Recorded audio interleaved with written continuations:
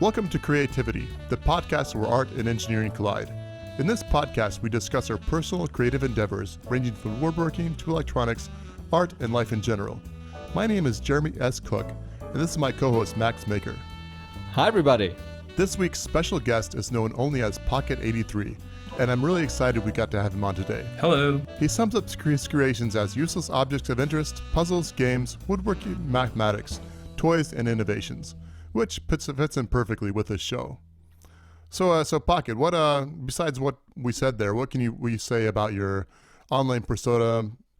You know, what will you tell us about yourself? I make strange things, and I have an affinity for toys, puzzles, mathematics, and the bizarre in general. Oh, very nice. I have a moderately successful YouTube channel, and I've been doing it for, I don't know, something close to a decade probably. I would guess maybe 8 or 9 years.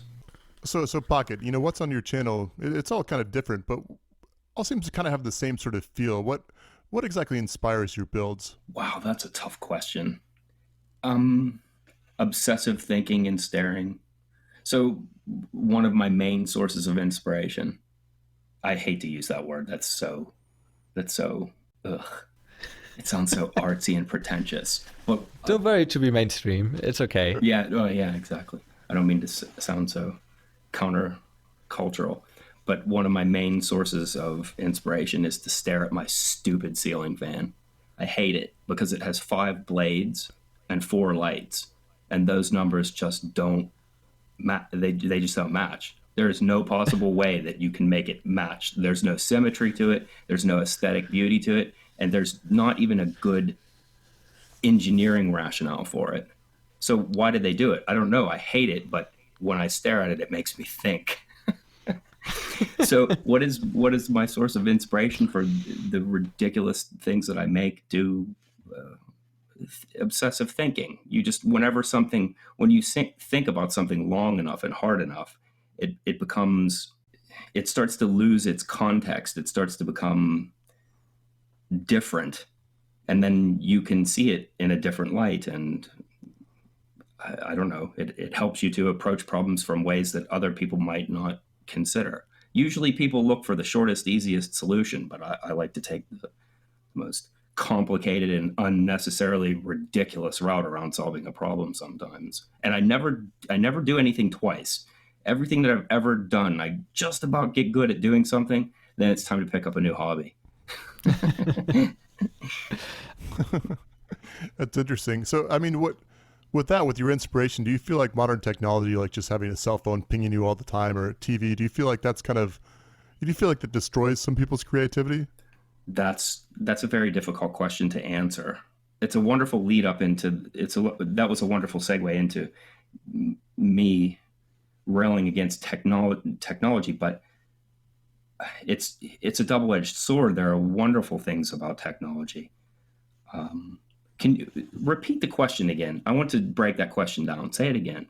So do you feel like technology, when it's, you know, when we have it in front of us all the time, or cell phones, TVs, whatever, we're just being inundated with information all the time. Do you feel like that kind of hampers creativity, or do you think there's some good parts to it as well? Okay, I think my answer is that both at the same time. It can be a terrible distraction, but at the same time, it allows us to see further. Okay, let me relate with a different story. At the university that I went to, we were allowed to use calculators. And I'm talking about like when you get into the heavy math. We were allowed to use calculators. Now, at a neighboring university, they weren't allowed to use calculators on their final exams. Oh boy. And I thought, wow, that's really impressive. These people must have incredible minds to be able to handle that additional stress, because when you're juggling mathematical concepts, it's hard enough to sort out all your concept math, let alone to do the arithmetic as well on top of it all. Now, I took a completely different perspective on this based on what my teacher said. He said, "Why aren't they allowed to use calculators? That's stupid." And I thought, wow, I can't believe a teacher is saying this. Usually it would be the students that complain about that. His point was that it liberates the mind. If you're free to not be distracted by just adding and dividing in simple arithmetic, if your mind is uncluttered by those things, it frees the mind to examine concepts that are more abstract, that are further out there, that are it lets you, it takes the weights off your bat and lets you swing harder, if that makes sense. It's liberating to use tools that enable us to go further into places that we wouldn't naturally be able to explore. And I think those types of advancements are what make us excel. It makes us go deeper into things. It's what gives us our ability to improve. Yeah, I mean, it's good to be able to calculate something by hand if you need to, but it's also nice to have that resource in your brain free for other stuff. Yeah, exactly. I think it was Terence McKenna that said he was talking about drugs when he said this, but if you get the message, hang up the phone. And I think a lot of basic skills are that way, where once you understand how to do them, then there's really no need to obsess over those things. It's time to move on to more complex problems. That's my opinion anyways. Yeah, and I agree with that. It's interesting. You know, Max and I have talked about this before, but I took engineering in college, and Max did as well. And I think just how much calculus I had to learn, and I'm not sure if I could still. I'm sure I could do it if I looked it up again. But just, it's good that I know the process, and I feel like if I need to design a computer system to say calculate the stress or strain on something, and hopefully I could do it. And people do need to be able to do that, but do I need to do it every day? Certainly not. I don't know. What do you think about that? I think you don't need to remember any of it. I think it's good to know that there are some things, to know of them. Well, wait. Let me clarify my point. I don't think that it's necessary to remain in practice for those things, because calculus, for example, it's just a way of thinking about understanding things that are impossible to calculate. But if you look at them closer and closer and closer, if you look at them infinitely close, eventually it approximates reality. So it's just a way of thinking that once you understand it, you don't have to remember its technical aspect. There are concepts in calculus like the derivative or the area under a curve, where you approximate these areas by taking them in pieces, and then you cut those pieces in half again and again and again infinitely until that chunky curve becomes smooth. Now, we understand some of these things in a real in a primitive way, just intuitively, but you really have to take the blue pill in order to tumble down that rabbit hole and really, really get calculus deep down. And once it settles in your bones, you don't have to remember all of your trigonometric identities in order to think mathematically.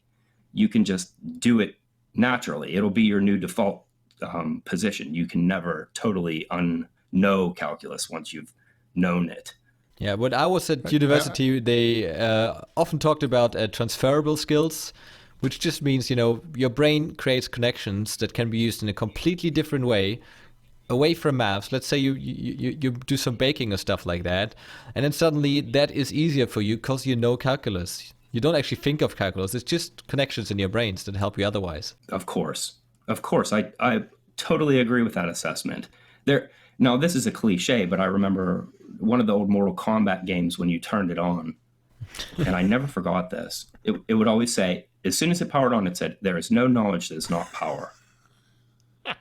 Yeah, it's wise words from Mortal Kombat, right? Well, I think it was a ripoff from Emerson, actually. I think it was an out-of-context quote from Emerson.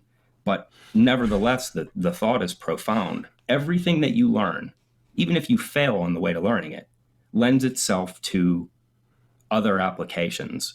There's a universality of every piece of knowledge that applies in other domains. And I totally believe that. If you become a good baker, well, take unrelated things like chemistry and baking. but in a way, they're fundamentally the same. Exactly. If you've ever taken ChemLab, it's like following a recipe. And if you could do one, you can do the other. Now, somebody might think that there's a disparity between those two skills, but to me, I see no incongruence. They're like virtually the same thing. You're in a different context when you're doing those things, but it's a very similar skill set required in order to perform those actions. Yeah, I definitely agree with that. I appreciate the Mortal Kombat reference. I haven't played that in several years, but Which was the you know, best one in with your me, I opinion? always what's that? Which was the best one in your opinion? I mean, I think number one was the best personally because it was just I just really liked it. And the time I had those kind of like graphics that looked kind of like they should be real photos, but they're real pixelated. And Yeah. yeah, I don't know if you've ever saw. I'm sure you've seen Enter the Dragon, some of those old kung fu movies. Yes. You know, I never saw those until like way later, and you see it, it's like, wow, this is all of Mortal Kombat takes so much from all of these movies. You know, I just thought that was just amazing while looking back at it. I don't know. Liu Kang was certainly Bruce Lee, right? Oh, certainly. And then Johnny Cage was John Claude Van Damme, right? Is that? Would you agree with that? Because you Oh know he's wow, that's okay. That's fair. That's fair. yeah, because he was a Hollywood guy with the I got the cool glasses on. I'm a Hollywood guy. And then who else? Kano. There was a movie with Bruce Lee called I think it was Game of Death, and there was a guy that had that scar or whatever. I don't know what that was. Anyway, I just Flawless victory. oh, that's yeah. And then you ever play Tekken? I didn't get into it so much. Okay, well, there's a character on there named Forrest Law of all things, and he's yeah un the resemblance between him and Bruce Lee is uncanny. So it's anyway. I've enjoyed that. I enjoyed playing it as at the time, but then you know 10, 15, 20 years later, you see these movies and you're like, wow, they took a lot of. I don't want to say ripped off, but they took a lot from those movies. It just makes it kind of cool in my opinion. Now, to answer my own question, I think Mortal Kombat Trilogy was the best one. It was a wonderful fighting game. I don't think I ever played that one. PlayStation 1. You have But to you know, use the greatest hits one. You have to play the greatest hits one because there was a bad response time on the Black Label version. This is something that you might not know. Most people probably don't know this about my online persona, but I'm an obsessive video game collector. I have something in the order of like 3,000 video games, and Wow. yeah, and that's not counting emulators. I have quite a love of video games. Starting, Does your spouse share that passion? would Well, any well, spouse share that passion? um, she tolerates it nicely. You know, I can incorporate her into certain games. She likes to Okay. play them passively, but not like I do. I suppose. But I'm not well, an obsessive that's video game interesting. player. That sounds absolutely good enough. Yeah, we have to learn to tolerate our weirdness when you live with each other's weirdness when you live with somebody. But Oh, Max, absolutely. do you play video games? Yes, I used to play a lot when I was younger. Now I don't have the time that much anymore, but I only play on PC. I never had a console, so You never Yeah. had any console. no. But I started off playing Commander Ken. That was really good. Keen. Commander Keen is his name. It's a little bit like Mario, but I think it's the cheap knockoff version. And it's a little bit. Yeah, I remember that. It was a shareware, right? Yeah, I think so, yeah. That was really good. And then, yeah, Stronghold Crusader, Doom. Oh, so much stuff. Counter-Strike. No, how's it called? Command and Conquer. That was great. The Settlers. Oh, I love that one. Did you Yeah, ever play Red Alert 2. That was Red my Alert- game. Red Alert 2 was my game. That was the only one that I felt like I was really pretty good at. Other than that, first person shooters, I always liked them, but I was just terrible at it. And then I guess just the strategy behind it really appealed to me. Red Alert I thought Red Alert was a Virtual Boy title. Do you remember that? It was a failed project by Nintendo where it was kind of like it was a definitely early precursor to virtual reality, but it was a great disappointment it was a colossal failure on the part of Nintendo actually, because the reason it was a failure was because it was in all red, Yeah, yeah. and it people complained about eye strain and everything else. If you look at the hardware, it was kind of like a beta, and it seemed like it was premature to be released. But I loved it. I thought the system was wonderful. I own 10 of them. Really? Which is really something, because they sell for several $100s. Luckily, I bought a lot of them many, many years ago. I remember back in the day when that system was, at some point they decided, well, this system's not going to be successful. And I remember remember one of my friends bought a set and a bunch of games for like really, really cheap. Is that, maybe that's when you bought yours? I don't Actually, know. my first one, how I even became aware of it was there was an old video game developer in the area had gone bankrupt. They made quite a few video games, PC games, and they went bankrupt. And a company that I was kind of working for on and off at the time, the guy in charge who went to assess it, he was a buddy of mine, and he knew that I like to play games. And he called me. He said, "You have to come here now. We're going to throw everything into the dumpster, and this place is loaded to the hilt with video game related stuff." And he let me go in and take first pick of everything I wanted. Wow, that's amazing. I never got such an opportunity for anything. Not too many people would. It was like something out of a dream. There were rooms. It was an entire building just filled with game related things. It was like they went home from the office and never came back. But I know it had to do with bankruptcy. There were things in there. Like, the thing that struck me was the clay models for the environment. They had built an entire clay model world that had a volcano or something in the center, made from plasticine. It took up an entire dining room table. It must have taken them months to model this, and it all ended up going into the dumpster. So they literally just let you come in and say, "I want this and this and this," and see you later? That does sound like a dream, a really good dream.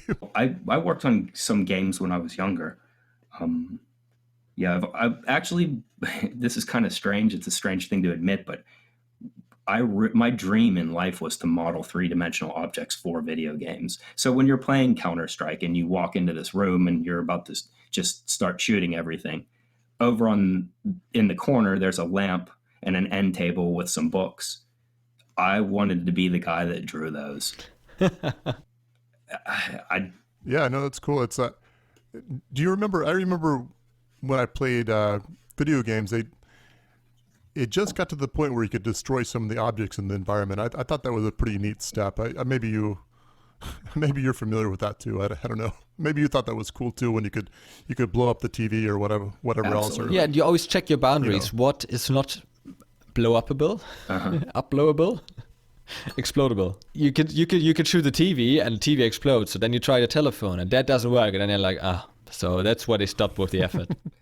Okay, I'm not sure what generation you guys were from, but do you remember the game Goldeneye? That was the best game for this Nintendo 64. So if you recall this was before there was any real sort of interactivity with objects in games. Like later on, I remember, what was the Valve game? The other Valve game, Half-Life 2. It was amazing. You could pick things up and drop. It was amazing that you could do that. But early on with games like Goldeneye, everything just blew up.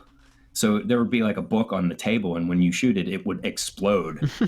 And it was unrealistic, but at the same time, it was like, finally, there's actual interaction with the environment. You can move things and affect them in some way. For the longest time, you couldn't do that. I remember too, it was just playing, you play with 4 players, and it's, you always wanted to play as Odd Job, right? Because he was too small to shoot. No Odd Job, that's cheating. It was so cheap.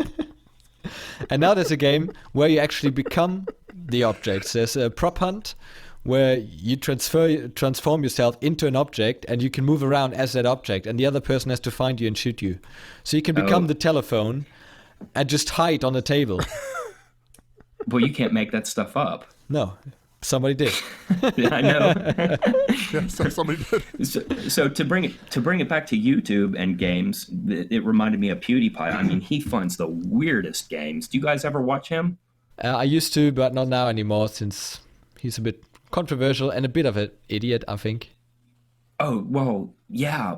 Well, I don't know if idiot is the appropriate word, but if somebody has to be a YouTube celebrity, he does a pretty good job at handling it, because that sort of fame is corrosive. And He handles as well, yes. yeah, I mean, there could be personalities that would be far more self-indulgent and arrogant, and I think he's handled it like a saint, in my opinion. And he's genuinely funny, but He's a nice guy, but Yeah. then, for those that don't know him, he recently used the N-word in a stream to insult somebody else, which is just, he's got 50 million subscribers. He's a super millionaire. And then he has to use the N-word because somebody else shoots him in a game. That's just stupid. yeah, that's I rough. thought the Jew thing was funny, though. Well, that's kind of a double standard. Well, whatever. Well, let's not touch on that subject. That was humor. That was humor. The other thing was just a stupid insult. But to bring it back to YouTube, Yeah, who was the guy? no, go on, Jeremy. Go on. I'm sorry. I was just gonna, who was the guy? Kramer, the Michael Richards. Oh, yeah.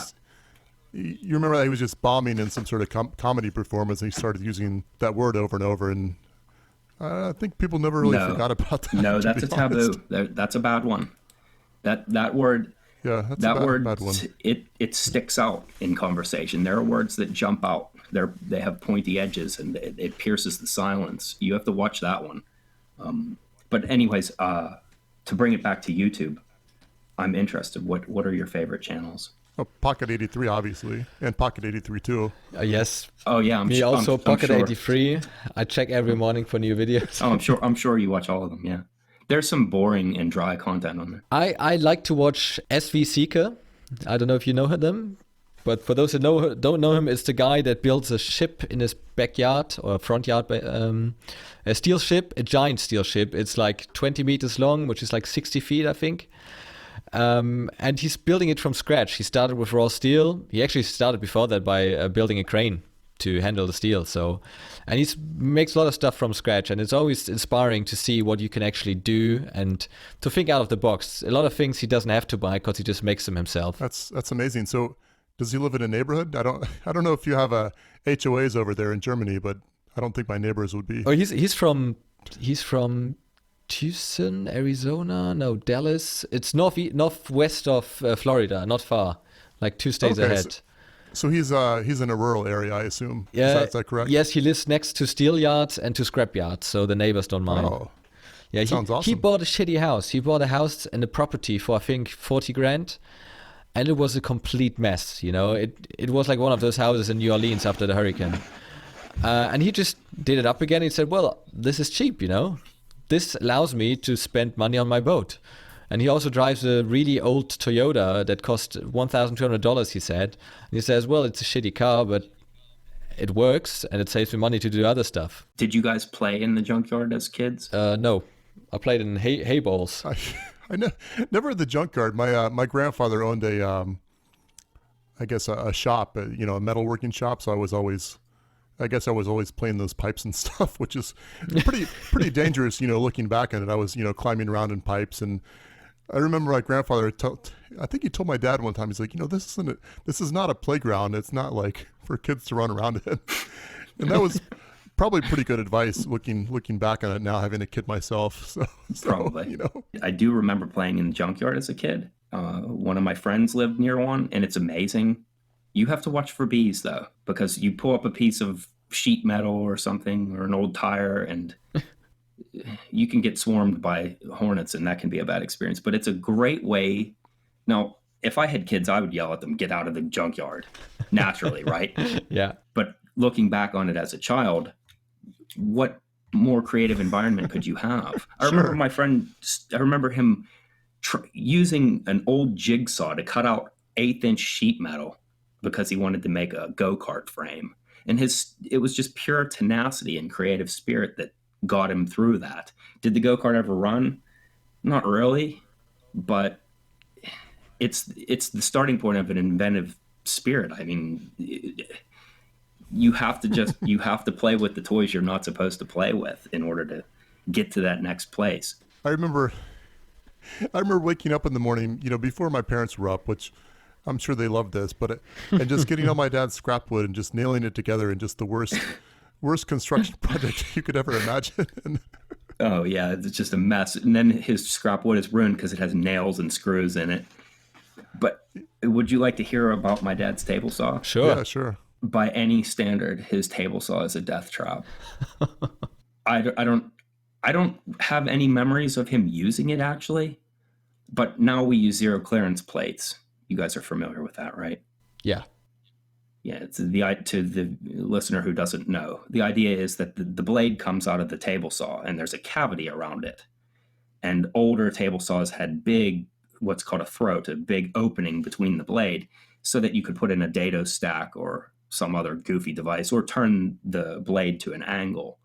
So this big cavity is large enough for you to drop a tape measure through on my dad's old saw. I mean, you can't use a table saw safely on it because it'll suck your wood down into the blade. But it was all rusty and the blade was seized on with some old rusty blade that was junk and dull. And it was a 220 saw that was just way too powerful.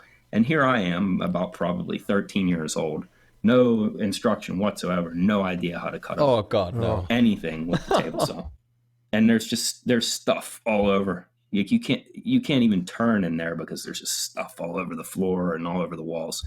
And you have to kind of free up your elbows if you don't want to get hurt.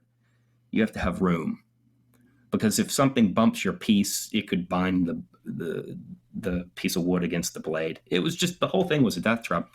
Well, I remember cutting cherry, and the blade was just going and bogging down and smoking, and I didn't know what was wrong, but it smoked every time I cut, and who knows how badly it was misaligned or what, but somehow I made it through that. That's good. Without ever cutting off a digit. And in retrospect, using a table saw is so easy once you know the proper form. Yeah. Once you know how to do it and you understand the basic physics, it's easy. There's nothing to be afraid of. And you can mitigate risk with a few simple steps. Number one, have a zero clearance blade or zero clearance insert. Yeah. Number one thing you can do to save your fingers. It just reduces accidents by 90%. Yeah. And keep your hands off the blade. That's simple. Don't put your hands. Don't go near the blade. Yeah. I always use push sticks, but lots of people, they don't know how to use it. They just think they know how to use. They think they know how to use it. They use it, and then something bad could happen. But just watching a 10-minute video on YouTube will tell you all the dangers there are, and make it safe to use. Yes, there are fine techniques though that a lot of people don't mention. Sometimes it's nice to hear. There was a tip that I always wanted to include in a video, and I saw it on an Izzy Swan video. Have you ever seen him? Yeah. Of course. I know them all. Jeremy has kids, he doesn't have enough time. It's funny, I make YouTube videos, but I don't watch that many just because, as Max said, I don't have that much time, to be honest. To be honest, I don't really watch them anymore. I think when I first started doing this the first couple of years, I would examine their content, the other people in my genre, the woodworking genre. I would examine it and scrutinize it and stay up to date with what they were releasing. But now I don't watch any of it. Yeah. I admit I don't watch any of it. A lot of it has become redundant. Yeah. Also, well, I don't know. I don't want to badmouth any of them because there are some brilliant minds and they do some incredibly innovative things. But at this point, I just don't need to see any more of it. I just dismiss all of it and just go about what I'm doing anyways. Every once in a while, one will pop up recommended as something I had meant to get to because I have a long list of videos that I want to release. And when one of them releases one that infringes upon the thing that I wanted to release, it always bothers me a little bit. But then I just say, it's not like any of us invented any of this stuff. We're just recycling old ideas for new presentation media. Where I really noticed that people are circulating their ideas is when I saw this channel, I think it's Total Boat, or that's the company that sponsors it. It's the guy that builds a boat. His name is Louis. Oh, what's the channel name? I'll look it up. But he builds a boat from scratch, basically, and he shows you every single step and every single trick. And he uses the tools in a completely different way than everybody else does. He, for example, uses an electric planer. Nobody ever used an electric planer in the woodworking videos that I've seen. And that really opened my eyes, and I noticed this guy, he's original. All the other YouTubers, the woodworking YouTubers, they watch each other videos and they use the same techniques, the same tools, they do the same projects, and somebody else has to come along to show them that there's something else out there. So you actually learn something new after you watch all the other videos. I have to stand up for them, though. A lot of them they do incredibly original work, and they're being careful not to step too closely to things that have. Boy, the accusations are bad. I mean, I remember there was this, when we did the Jurassic Park cane, there was this, another channel did another Jurassic Park cane thing, and the comments at their video, it was just endless comments about how Peter Brown already did this. And it was just in the hundreds. You can still go to see it, and you have to feel for it. It's like you don't want to just not do anything for fear of being unoriginal, because here's newsflash, you're not original. Nothing that you do is new. There are very few cases where something is new, at least, even if it is new, there are still elements of it that are old. They come from old places. Yeah, I mean, the guy in Jurassic Park made it. The prop maker made it, obviously, so it's been done before. It's not like, oh, I came up with a. And even when that first prop maker made it, Michael Crichton came up with the idea. I mean, sure, they make original projects. A lot of them do, but I still see that sometimes there are these rounds of people building this, like it's a loop. Now he builds a Mitre saw stand. He builds a Mitre saw stand. He builds a Mitre saw stand. I've seen enough of them. Same with crosscut sleds. Everybody does crosscut sleds. Yeah, but we need just one more, Max. So you should probably come out with that. But some stick out that don't do them. I'll tell you this, Max. My next video is something that has definitely not been done before. It is something that when you see it, you're going to say, "My goodness, that has not been done before." I'll say that it uses epoxy, but beyond that, I'm closing in on it now. I'm hoping to finish it this week, but it's going to be like something like 18 minutes long, and I try not to make them that long. Has it something to do with a parabola? No, there won't be any mathematics in this one. Nothing even, like I was thinking about this. If the video is short, then I might buttress it a little bit with some simple math, concept-based math. Like in this one, I probably could have talked about crystallization maybe, but you have to watch. Here's the thing with math. If you say anything and you do it concept based, like an explanatory, like an exploration of the concept, the math concept, then you'll get accusations that you're not portraying it carefully enough or clearly enough or thoroughly enough. And then you're also going to get nitpicky people. Oh boy, do math people like precision. They like to play the semantics thing. They'll tell you about how many ways in which you're wrong. But also, you'll also get people that there are people that take the side that you're going too far, and I don't want to hear about this. And then you get people that say you're not going far enough. So there's this strange balance that you have to find that you'll never please everybody, but you have to kind of please yourself. What is your audience? And I picture this person, my target is, he's a boy. Sorry to be sexist, but he's male. He's interested in a lot of the same things that I am. He likes math, but he's not entirely formally educated on math. I don't know. I have this ideal picture of him, and I try to talk to him and help him through it. And he's considerably younger than me, so I don't mean to be condescending or talk down to him, but I want to make sure that he gets it before I go forward. Yeah, that's why you start off all your videos. Okay, Junior, now you need to learn from me, because I've been doing it for a long time. That's how you start all your videos, right? Yeah, being condescending you can be condescending inadvertently, like accidentally. It's very easy, and I feel like I'm doing it a lot. And I don't mean to be condescending. I really struggle not to be that person. But we walk a fine line between.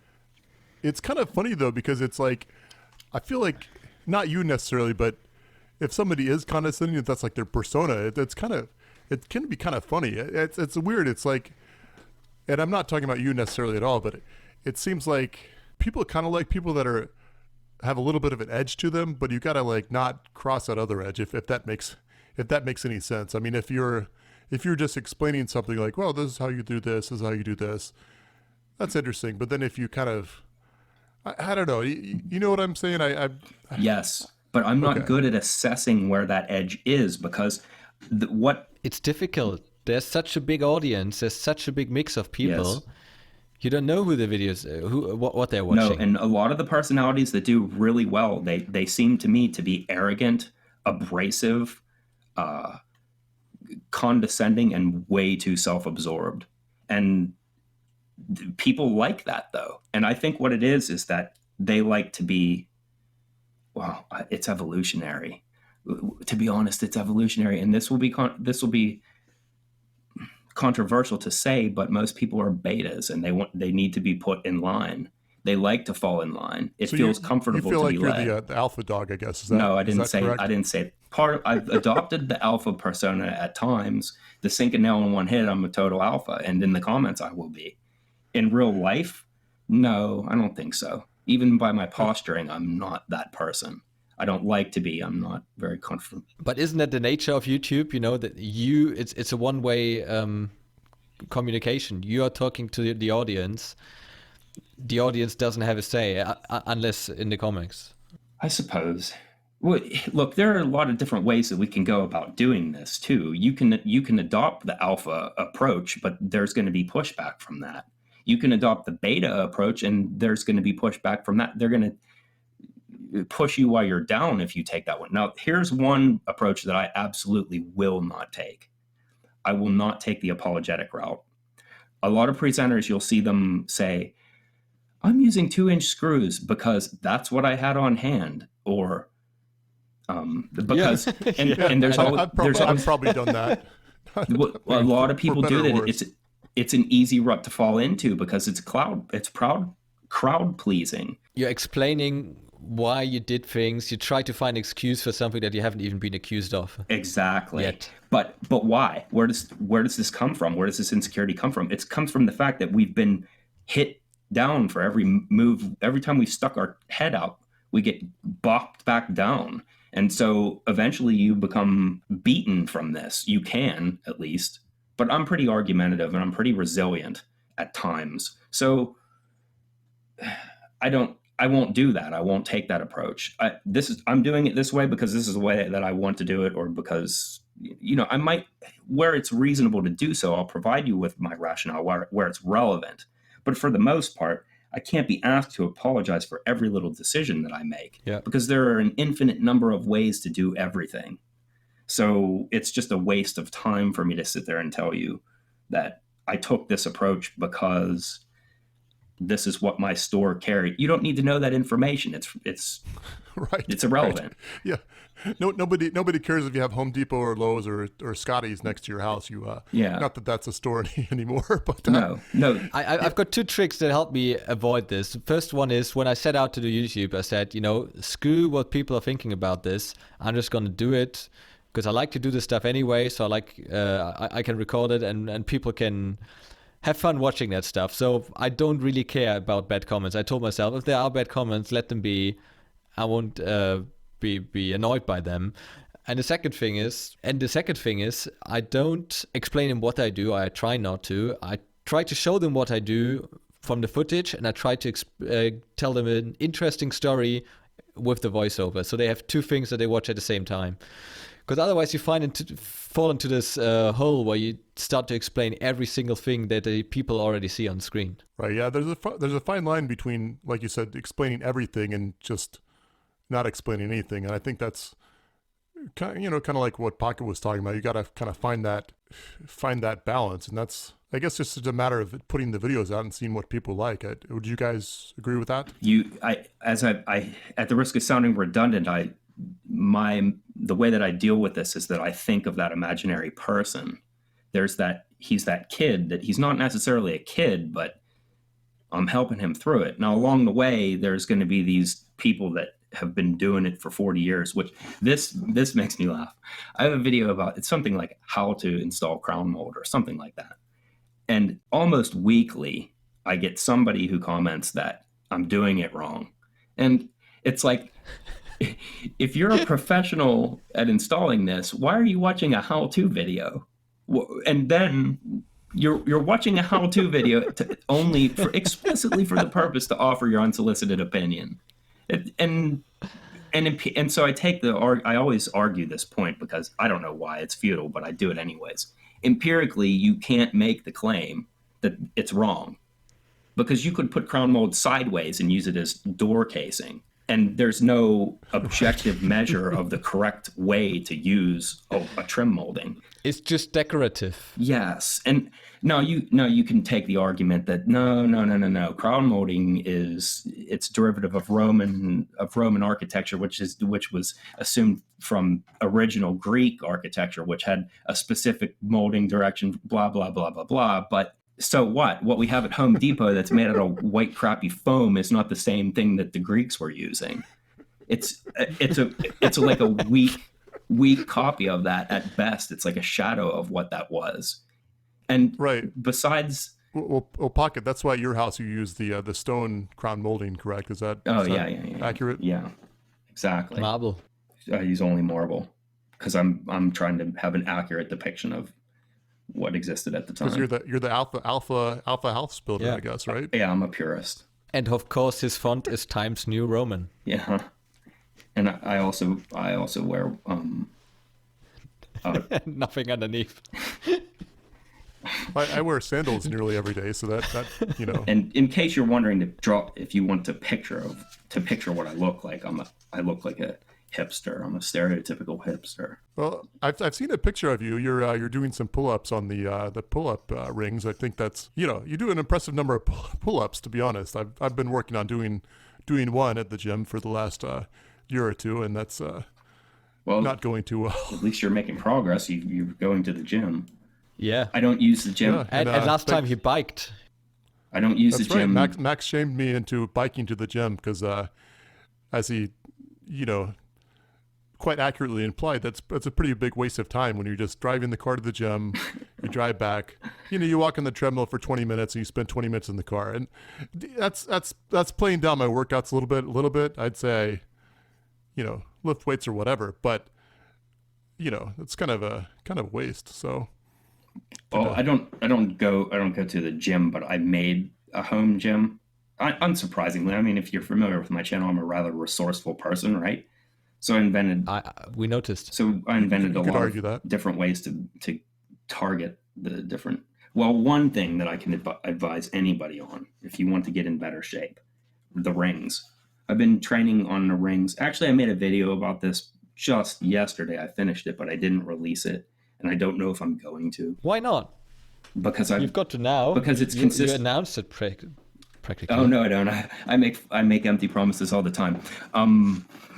I've made lots and lots of videos that I've never released for various reasons. I don't know, insecurities or some of them have spoilers, or like I said, they contain too many empty promises. But the topic was about that exercising and such, and I got into the rings. I trained for 3 months straight, which is an accomplishment. And at first you can't do anything on the rings. Like you won't even be able to hold yourself up. You could barely hang on them before you hurt. And it's impressive that the first time I tried them, I was able to do something in the order of 12 or 13 repetitions on pull-ups, because it's very much harder than a static bar. But after 3 months of training, I was making a lot of progress. And then, my tendon in my right elbow went bad. Crap. So I had to stop. I'm stopping for now. But I did get a lot of requests that people are interested in that sort of exercise stuff, just because, I made some interesting pictures and had some good tips for things that you can use so that you don't have to go to the gym, because the idea of going to a gym and working out in public is just, that's like the stuff nightmares are made of for me. I couldn't imagine. Really? That's interesting. I mean, I don't mind it too much. I mean, I don't work at home, so going to the gym is the only time I get to see other people, it seems like. Yeah. It's like a motivation. No, I don't see other people. I don't like them. That's I avoid fair, people I at guess. all. I am kind of reclusive anymore, to be honest. I used to be quite the social bug, but not so much anymore. I think that's the result of age, though. As we age, I think our social lives take less and less importance.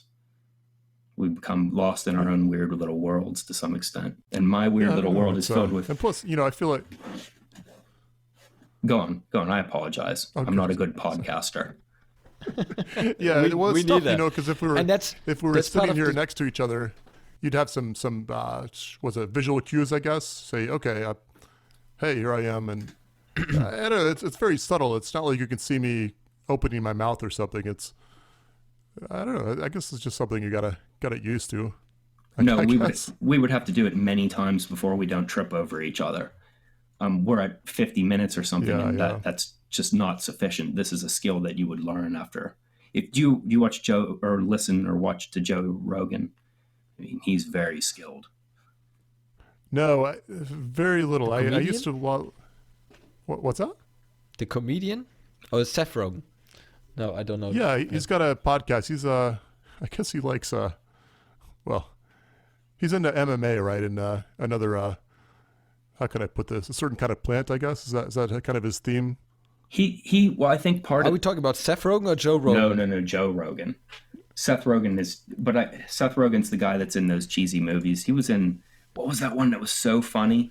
Sausage Fest. No, That was funny. It was super funny. Super bad. no, wasn't it? Knocked Up. Forgetting Sarah Marshall. No, that wasn't him, was it?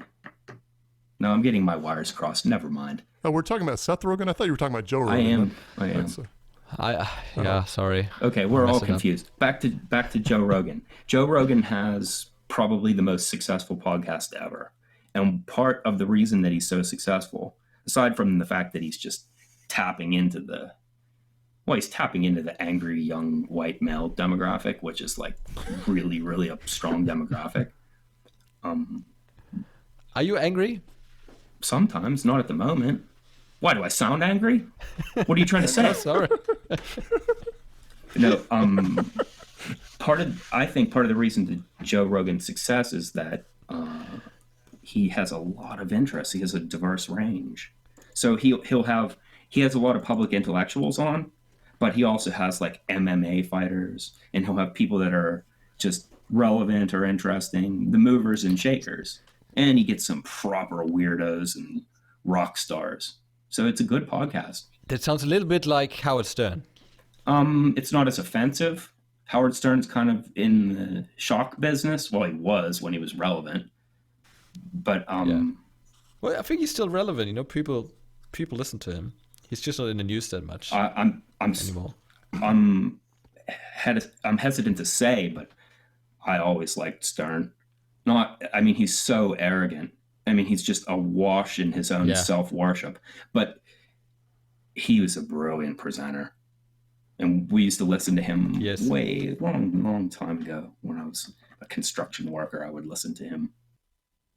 I remember this one time that he was in an argument with some guy from Jamaica, and he had a bit of an accent. You could hear he's from the Caribbean, and he said, "You're an idiot. You're as dumb as a coconut." That was such a mean insult, just because he's from there. But it was funny, and it always sticks. There were moments. I'll There were never moments. forget that. He's unquestionably brilliant. Like him or hate him, say what you want about him or his politics or his arrogance. He's brilliant, and he's a wonderful presenter. Here's the thing that we don't get most of the time. We see people like PewDiePie or any other somebody who we want to believe, just because we don't agree with what they do entirely, that they somehow haphazardly stumbled into their celebrity and they didn't earn it. Nonsense. Usually people have something original about them that lends to some reason to view them or listen to them, because they have something to add, something different, something special or unique. And I really do think that even the most awful, mediocre presentations there's some reason for them. Have you heard of this guy named Phil Hendry by any chance? No, I'm not sure. He had a radio show, and he would, just think about brilliant presenters, he would do 3 or 4 different voices at the same time, and he would have a guest, a quote-unquote guest on, that would just have some really offensive idea, right? And he'd be interviewing him, and then callers would call in that didn't really get what the show was about and just berate the guy about how terrible his guest was and how he should get off the air and stuff. It was, I really, really enjoyed that. So, Oh, he did. Well, yeah, I thought it was good. okay, so, well, I mean, anything different is sometimes things that are too different, though, the charm will wear off as fast as it. Well, Stern wasn't the case. I mean, he lasted a long time, and you would think that this is just shock trash and that it will wear off, but there was something about his presentation that really had some longevity. But back to Joe Rogan, my point with him, actually, I don't remember my point with him, other than I do frequently listen to his podcasts, especially when he gets the smart ones on. I like those celebrity intellectuals like, Robert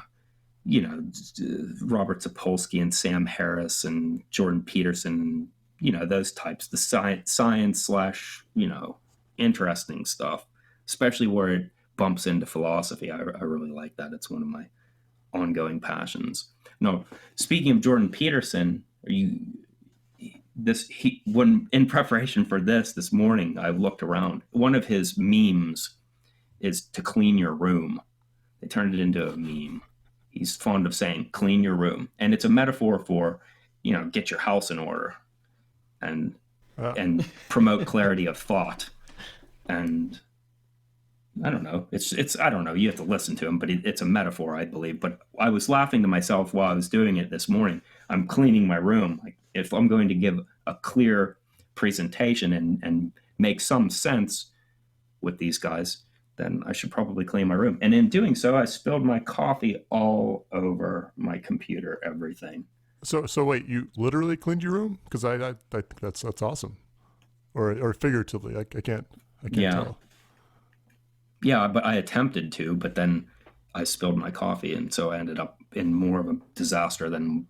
I'm sorry. I feel started. like, I don't know about you guys, but as an engineer, I feel like I have a hard time picking up on sarcasm sometimes. Do you find that's the same with you, Max? Or maybe being very literal is a German thing. Maybe that's some of my ancestry coming back on myself. No, I mean, Pocket just there literally said he thinks it's a metaphor, but still he actually cleaned his room. So he gave us a false impression. Yeah, I apologize for that. I do not have an impeded sense of sarcasm. I think I'm very good with sarcasm. How good am I at detecting it in other people? I think pretty good. I think I do pretty well with it. I don't think, actually, I pride myself on considering myself to be quite advanced with sarcasm. In fact, on my channel, I've already released 2 series that were satirical. Oh, I noticed then. And you want to talk? And your audience didn't like them that much, did they? Not at all. Not even a little bit. Dude, I've reaped the whirlwind of hatred for that. I mean, it stunted the development of my channel for 3 years. And I thought, why does he keep doing it? Just stop. I'll tell you why I did. Well, I guess your audience can't pick up on it.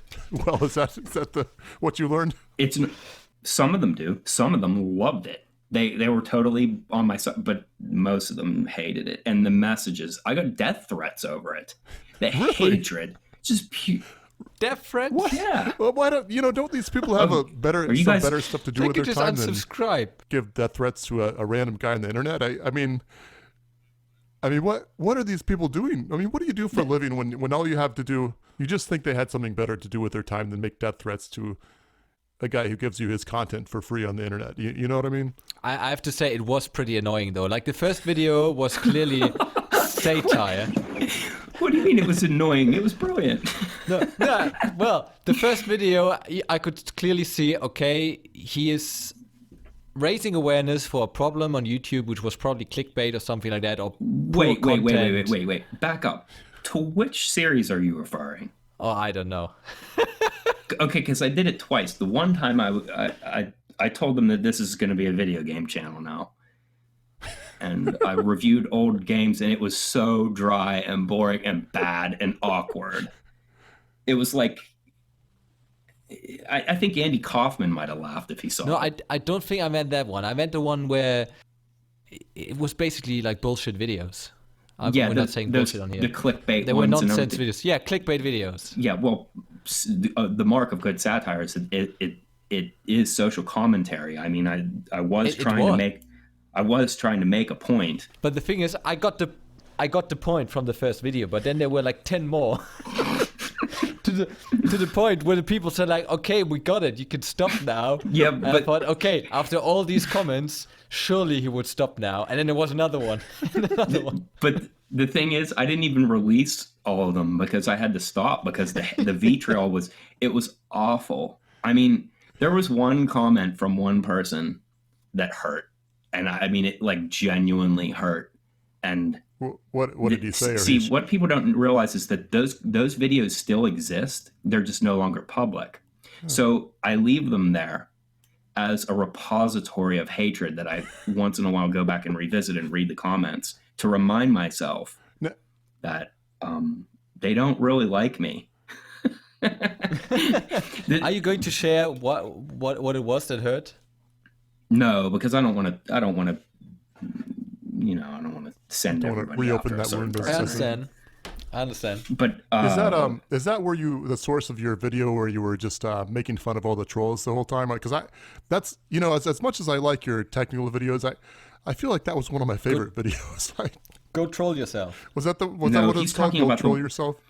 No. Jeremy's talking about one where I just read offensive comments, and then I made commentary at the end about what I thought about what this is doing and why we should have respect or something. I can't remember, but my position has changed a lot, and I'm almost hesitant to express my opinion because I feel like it will become misunderstood, or I can't get it all out there without some of it being taken out of context, because I think at this point it's pretty nuanced.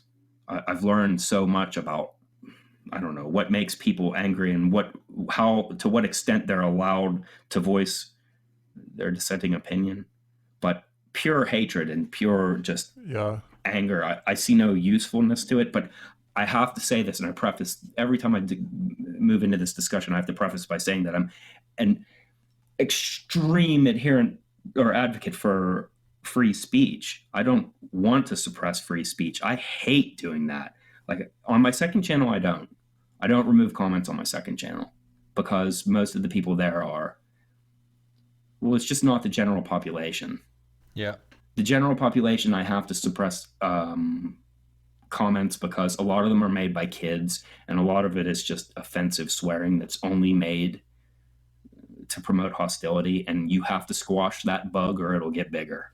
I mean, I guess the thing is, I think, people see, okay, Pocket or Max on the internet, or, and to a lesser extent, sometimes Jeremy, they say, well, this guy's on the internet, he's a celebrity.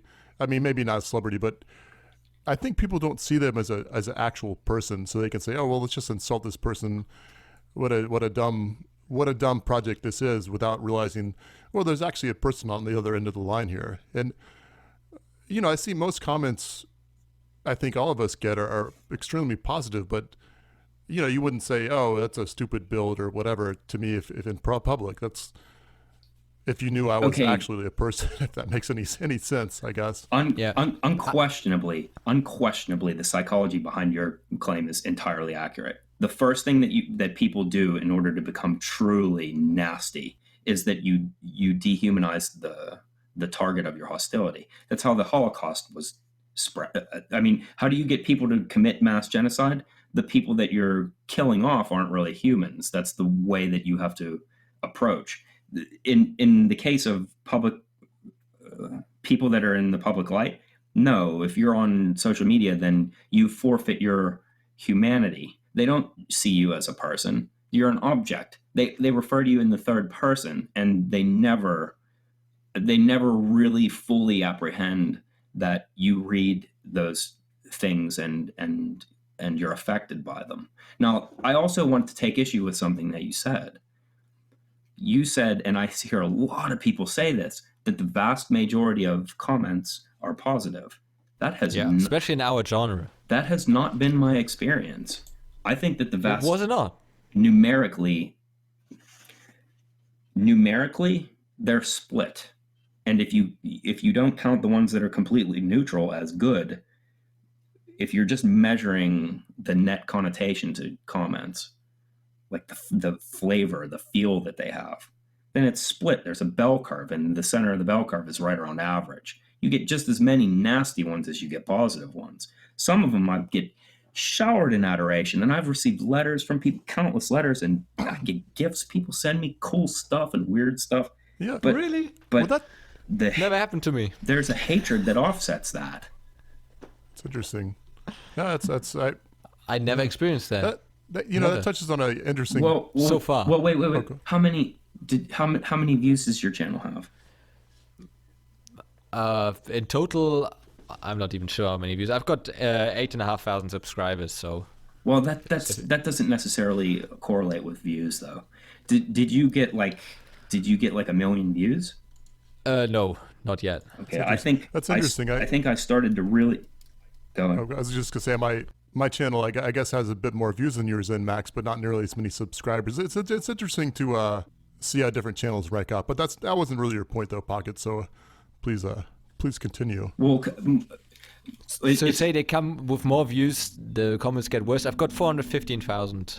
I'd say that I really started to feel the comment burn at somewhere around 2 million, maybe 3 million views.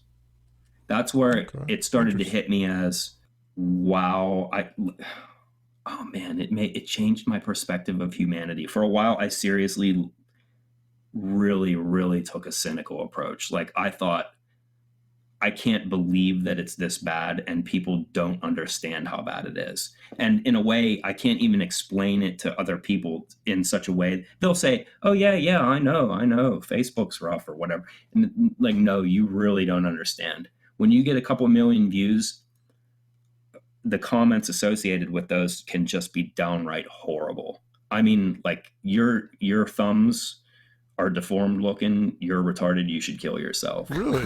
That's you like get comments like that. That's I've never had something like that. That's just the norm. That's like a daily thing. Well, look, Max, Pocket, I really like your videos. So just from me, and I think Max will say, we'll give you thumbs up. So that's, that. Two undeformed thumbs up. We always two undeformed thumbs up. That's right. Well, yeah, but you guys you're like me though. You're fellow engineering people, so like naturally you like that stuff. But the general public is not. They're not so gracious. Like they see you as an object first, and then like if you deserve their subscription, then maybe they'll treat you as something more.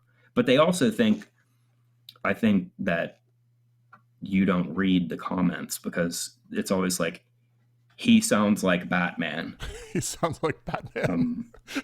Yeah, like it's in. Wait. In the third. Are you counting that as an insult though? Because that could be a compliment. I don't know. It's not. No, not necessarily. It makes you self-aware though. Yeah, Batman's kind of cool. I mean, I think he's pretty cool. They're not all so nice. Though. I'd put that in the positive comments section. Yeah, maybe it's kind of neutral. Early on, I was Max Payne. They said I sounded like Max Payne. Then they said I sounded like Batman. Then they said I sounded like Castile from Supernatural, which I never watched that, so I don't know. They also said I was Dwight from The Office.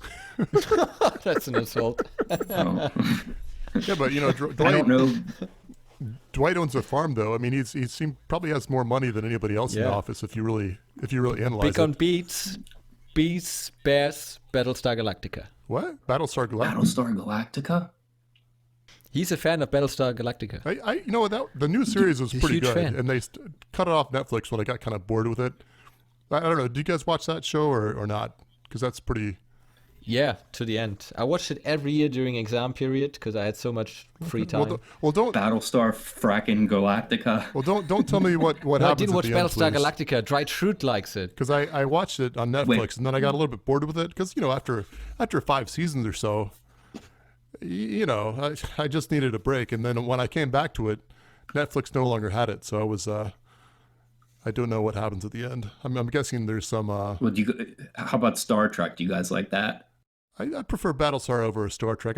Star Trek, growing up, we never had cable, so depending on where you were, Star Trek would come on. The old series would come out at like 5 o'clock every day. So sometimes I would watch that. So I kind of enjoyed the old series. I don't know about you. I don't know about you, Pocket, but it was. There were only so many shows in that old series though, so you'd end up seeing the same ones over and over.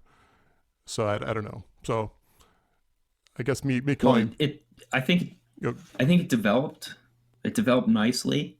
I think it's not. You have to get past the corny costumes and the just cheesy presentation. The first ones, the idea was there, but it wasn't as brilliant as the later ones. The later ones, they developed the philosophical problems that would underlie the each episode, and by the time they got to Voyager, they really had it down to a science. I mean, they really made tough philosophy problems approachable to just your intuition. I mean, you could really see these problems start to emerge, and I thought it was just brilliant writing. Of course, it's so cheesy. I mean, it's so tacky. Klingons and stuff. I mean, come on, give me a break.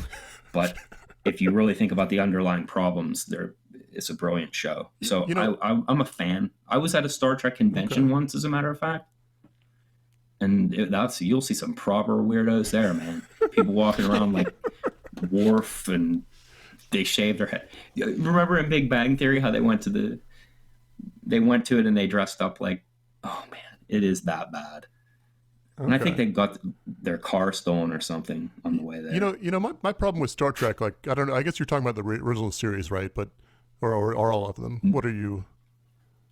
I just meant that over time they evolved. The first ones were the corniest, but the later ones got better. Okay. The Next Generation is kind of a crowning achievement. It was a brilliant series. See, the thing about the Next Generation. Now, I think there might have been one other one, but so they got this robot called Data, right? But somehow they've only been able to develop one, and they can't, mass produce these things. Yeah, that bothers me a tiny bit. Does that not seem a little weird to you? Well, I guess when you're on the cusp of a new technology, you're going to start to see individual cases emerge before it becomes widely utilized. I would imagine that with every new technology, there are precursors to that technology. That's a good explanation. Right. It's a prototype. And he had a brother, though, right? Wasn't there one series? Yeah, me saying so I never watched Star Trek. Apparently, I've watched every one several times. So, if I know that, you couldn't not watch it though. It was always on after school. When I got home, it was just on. You had to watch it because there was nothing else on. Yeah. Oh yeah. No, I feel so like I was in the same. Eventually, you just start to like it. No, I just remember this one episode where they were fighting this in the original series. They were fighting this like cave ship or something, and they had to shoot it inside. It's like they had to crash into their ship into the mouth of it or something. You remember that one? Maybe that. Oh, I don't know. If you couldn't ask me to recount how many types or episodes of Star Trek they were inside of a giant space monster. I mean, that's like a standard cliche.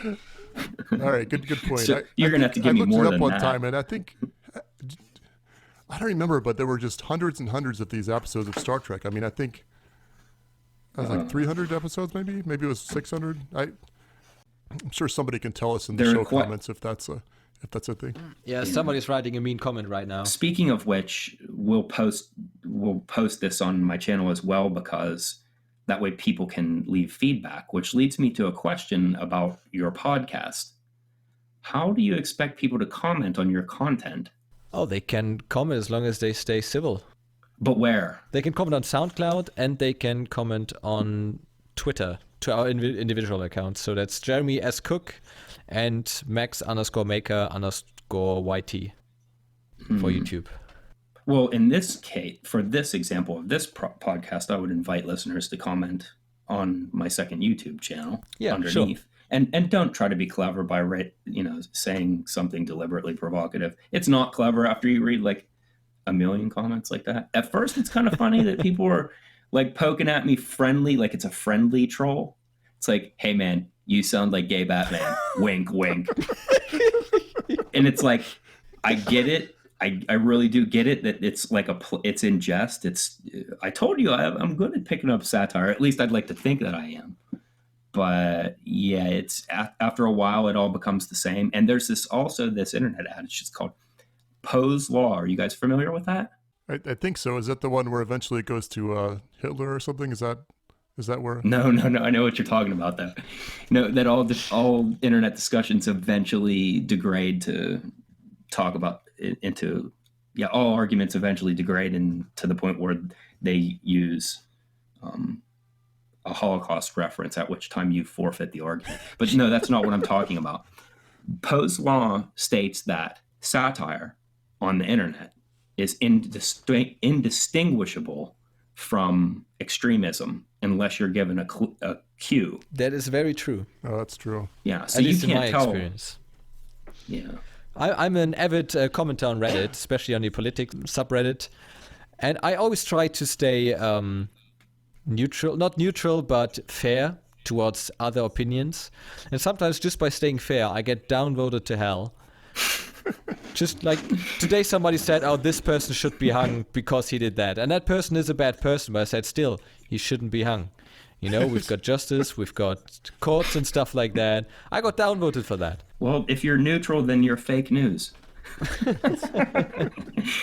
Because we like to inform our political positions by our intuition. We use our intuition to divine miraculously what ought questions are of right and wrong. Like we think we know. Here's a clue that you know that you're wrong. If you know that you're right, you're probably wrong, because opinions can't be formed by intuition. If you think you've been born into having a good intuitive sense of right and wrong, you're incorrect. Right and wrong are cases that require study. They take argument. They take a meticulous and careful examination of the problem. And that's what logic does. That's what philosophy is for. They're to evaluate things critically so that we can shed all of our stupid biases that cause us to think a certain way. And what way does it make us think? In a way that's conducive with our reproduction, because we're evolutionary creatures.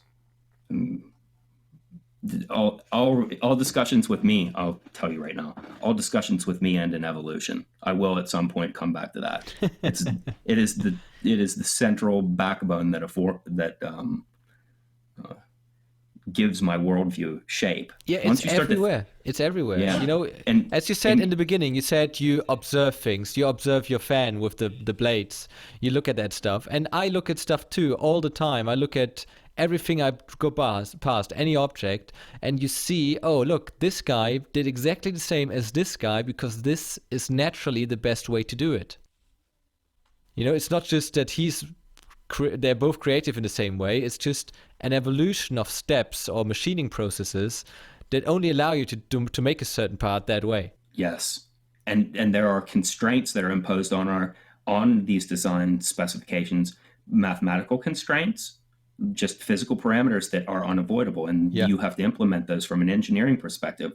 But also, I'm talking more in like not just the biological or engineering sense, but evolution also applies in a game theoretical sense, where many things are inevitable just because you can predict their economic validity based on just laws. Evolutionary thinking is a very useful tool because it applies to so many just fields of inquiry. Like it's just such a beautiful thought. And here in America, we have a lot of people that reject evolution, and there's only one way to really reject it, and that is to not understand it. Yeah. Because I think it sounds so easy. It's like, oh yeah, survival of the fittest, the strong survive. That makes intuitive sense. So you think you know everything you need to know about evolution, but actually, there's a lot more to it than that. Fitness is about how things are fit to their environment. It's like how well they work for what will promote the next generation, not just who's the toughest. And once you start to really internalize that concept, it will change the way you evaluate complex systems, and that's part of game theory, I think. Being able to see it that way. Pocket, I guess maybe bringing that to bringing that around. You talk about game theory. Now you came up with a pretty awesome, in my opinion, game. Can you talk about that a little bit? Yeah, I'm really surprised it didn't do better, to be honest. I think it's a tough nut to crack. Like, to give background, we're talking about, it's called hexagonal isopath or something like that. I really should have came up with a catchier name before I released it, but it would do better to have a better name. And I think the tough nut to crack is the board game demographic. I think they've seen it all, and they aren't really ready to accept anything different or new. And so far, from what I can tell, it really is different and new. And I'm quite proud of it. I mean, just to describe this game from someone who didn't, well, I mean, I guess I did build one, but I didn't come up with it. You know, it's a big hexagon and a bunch of little hexagons underneath it, or that sit on top of it. You start on one end with 4 pieces. Other person starts on the other end with their 4 pieces, and one side can only move on top of them. One side can only move on the bottom of these. And, you know, besides just having an interesting gameplay, as Pocket's describing, and to me, it's just the way the hexagons fit together are just absolutely beautiful. I just love the way it. I don't know. Maybe it's the engineering me, or just I just think it's a cool shape. I mean, even if it didn't actually play a game. We'll add a link to your videos in the show notes for those that are interested in this game. Yeah, and because I prefer visual aids, if you're watching this on my YouTube channel right now, there will be a picture of the game board. I love visual aids, so the podcast format is kind of difficult for me. I like to. I'm a visual person. Yeah. I'm an object worshiper. I think that's the whole, us, you know. I think that's the whole. That's why we're engineers. Yeah, well, you have to be. You're engineers. You have to be. You love the object. It's a celebration of the object. And I get comments about this sometimes where, oh, I love that. I can't explain it, but I love that feeling or that view, and I get it. I get that you like seeing it. A lot of channels don't they don't give long reveals, and you don't get to see the object enough. I don't need your explanation to make the object you're featuring. I just need a picture of it.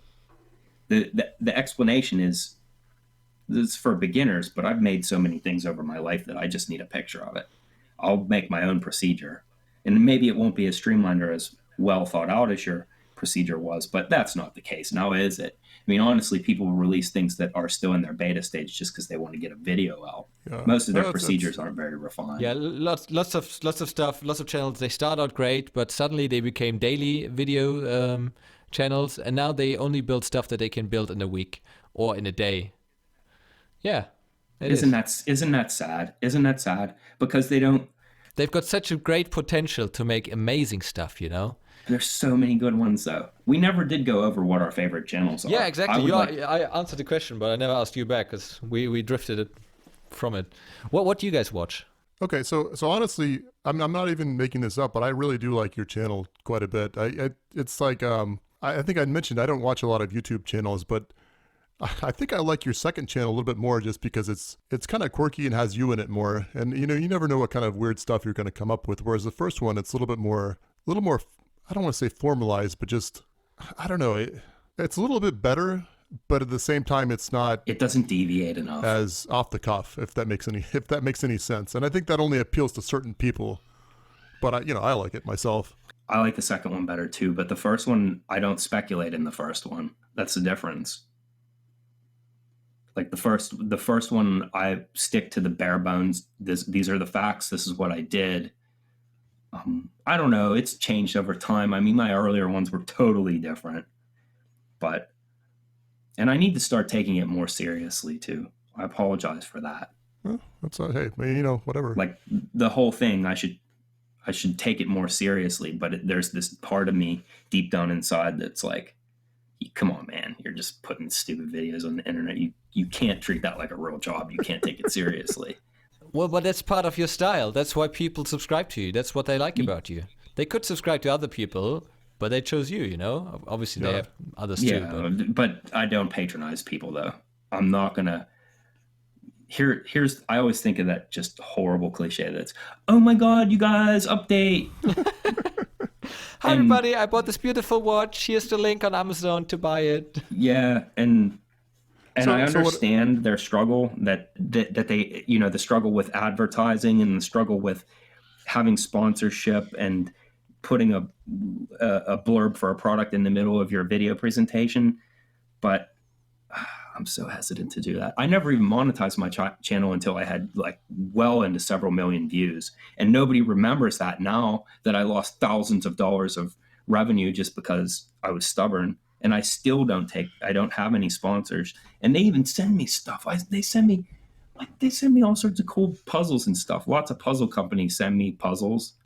And I should do the sponsorship. And there have been puzzle channels, I won't mention their names, that have by far passed me up, even though I was doing puzzles a long time ago. Just because they get the puzzles that they send to them, they evaluate them, they show a reveal, and then they do a sponsored gimmick and they dance and do the whole jingle, and then they're rewarded on the algorithm for that. It's not just the algorithm. People like that, you know. Check out what you can watch on TV. It's mostly low quality, I would say. Oh yeah, it's terrible. But that's what's successful, you know. That's evolution. People like the simple stuff.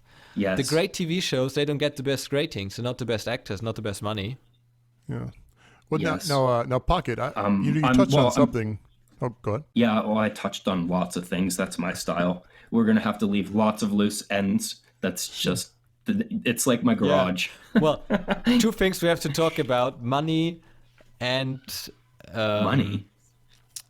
And what is your favorite channel? Oh, by the way, to finish off the money, basically, me and Jeremy, we make almost like nothing. Oh, from your YouTube channels? Yeah. Well, you have to keep doing it. You'll make money. I know, of course. But you know, having your kind of problem, I would be happy to take it. Fair enough. Just keep making content. You'll do well. First of all, you're destined for success. I already know that. Well, we stay but at you it. Also, you have a clear presentation. If you would have been in this game earlier, you would have excelled.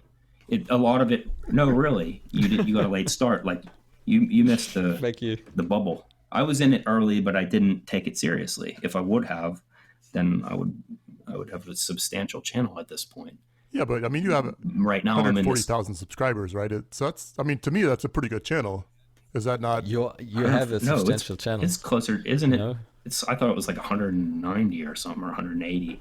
Oh, okay. Well, yeah, I guess I have no idea. I don't. That buffers my point even more. I don't know. You have a pretty substantial channel. Is that, you don't consider that successful? It should be a lot bigger, but as you know, as I told you, I did those satirical ones, and I lost a lot. I lost so many from that, and then I did it. I did it again. Okay, so what was the? I did it again on Napoleon's birthday the following year. I did it again, so I did it 2 years in a row, and it was just a 1-2 punch of devastation to my fan base. But the people that stuck through it, they're awesome. Some of them are great. Like they give me a little bit of latitude. And, you know. Well, Max probably doesn't understand that, but you know, in America, the Napoleon's birthday is a very big holiday here. Isn't that right, Pocket? Oh yeah. So we dress up in hats and we shoot each other with Roman candles. Yeah, I mean, you know, sometimes it's confused for the 4th of July, but you know, what is Independence Day on? No, I'm Napoleon's birthday? No, not even close. Not even close. No, the United States would never celebrate the French Revolution. Most people here don't even know. Oh, that's insulting, but it's true. Most people don't even know that there was a French Revolution. Oh, wait. Did I just confuse 4th of July and Independence Day? No, those. No. Okay, I guess I'm saying we don't celebrate that's Napoleon's birthday. Okay. No. Yeah. You know what? Just skip this and Pocket, tell us what you actually watch on YouTube. Well, the one channel that I've been watching recently, Actually, to be perfectly honest, what do I spend most of my time listening to? I love those sorts of. I like lectures. I watch or listen to lots of lectures, like lectures on really, really dry stuff, psychology, Wow. philosophy, neuroscience. Like listening to, like, I always listen to Sam Harris, and um, I like Robert Sapolsky. Um, I don't know. I like that heavy, high test intellectual / philosophical stuff. I don't know. I can't apologize for my nature. If you think that I'm arrogant for saying stuff like saying that, I apologize. But I like the smart stuff. But not smart stuff. No offense to whatever your name is. The new channel. He learns things. He learns things. Yeah, it's the Jeremy S. Cook channel. No. Yeah, how to learn No. No. everything? No. Fast No, I learn. don't know. I can't. I Quick can't learn. remember. No, I think his name is Mike Boyd. Yeah, But he takes on a new thing and he learns it, and I'll tell you what, he's destined for great. I know. I watched him too. He's destined for We great. mentioned a few times. I've Yeah. I've just started watching him. I mean, I think his channel's probably not much larger than mine at this point, but he's destined to surpass me by by 2 orders of magnitude. He's got 500,000 Oh, see, subscribers. wow. So okay, yeah, he already. It's like a Yeah. rocket ship. Once you get the thrust, you're gone. He got a great niche, a great niche. Yes. Because it's not just a niche, it's motivational, you know, Yes. you can learn anything, Yes. which is kind of what I like to promote, Yes. you know, with my videos, or all of the makers want to promote, you know, you can do this too. And he's got cool stuff as well, you know, things that are amazing, you know. He does a muscle up, which is like a pull up, but then you actually push on your arms, you don't just pull at the end, which that's is exactly. amazing, and he did it. And that's how I came across his channel, because I was trying to do the muscle up on the Cool. rings, and so Oh. you get bombarded by these suggestions on how to muscle up, and he actually did the muscle up in, I think it was 90 days. That's impressive. I don't think I honestly don't think I'd ever be able to do that. Yes, you can. Yes, Yeah, but you he can. was It's just like an average anything else. guy. It's a skill. You can. learn it. He learned how to break a glass with your voice. Took you like 4 hours in total. Really? If you're It's a really annoying video to watch Yeah. because he yelled at the glass all Well, the you time. do have to kind of skip through parts of his videos just because they get tedious, but it's amazing content. He is not my favorite channel. He's just the channel that recently I've really been captivated by. My favorite channel overall, there are 2 answers to that. Unquestionably, favorite channel is Vsauce. I think I identify most closely with what he does.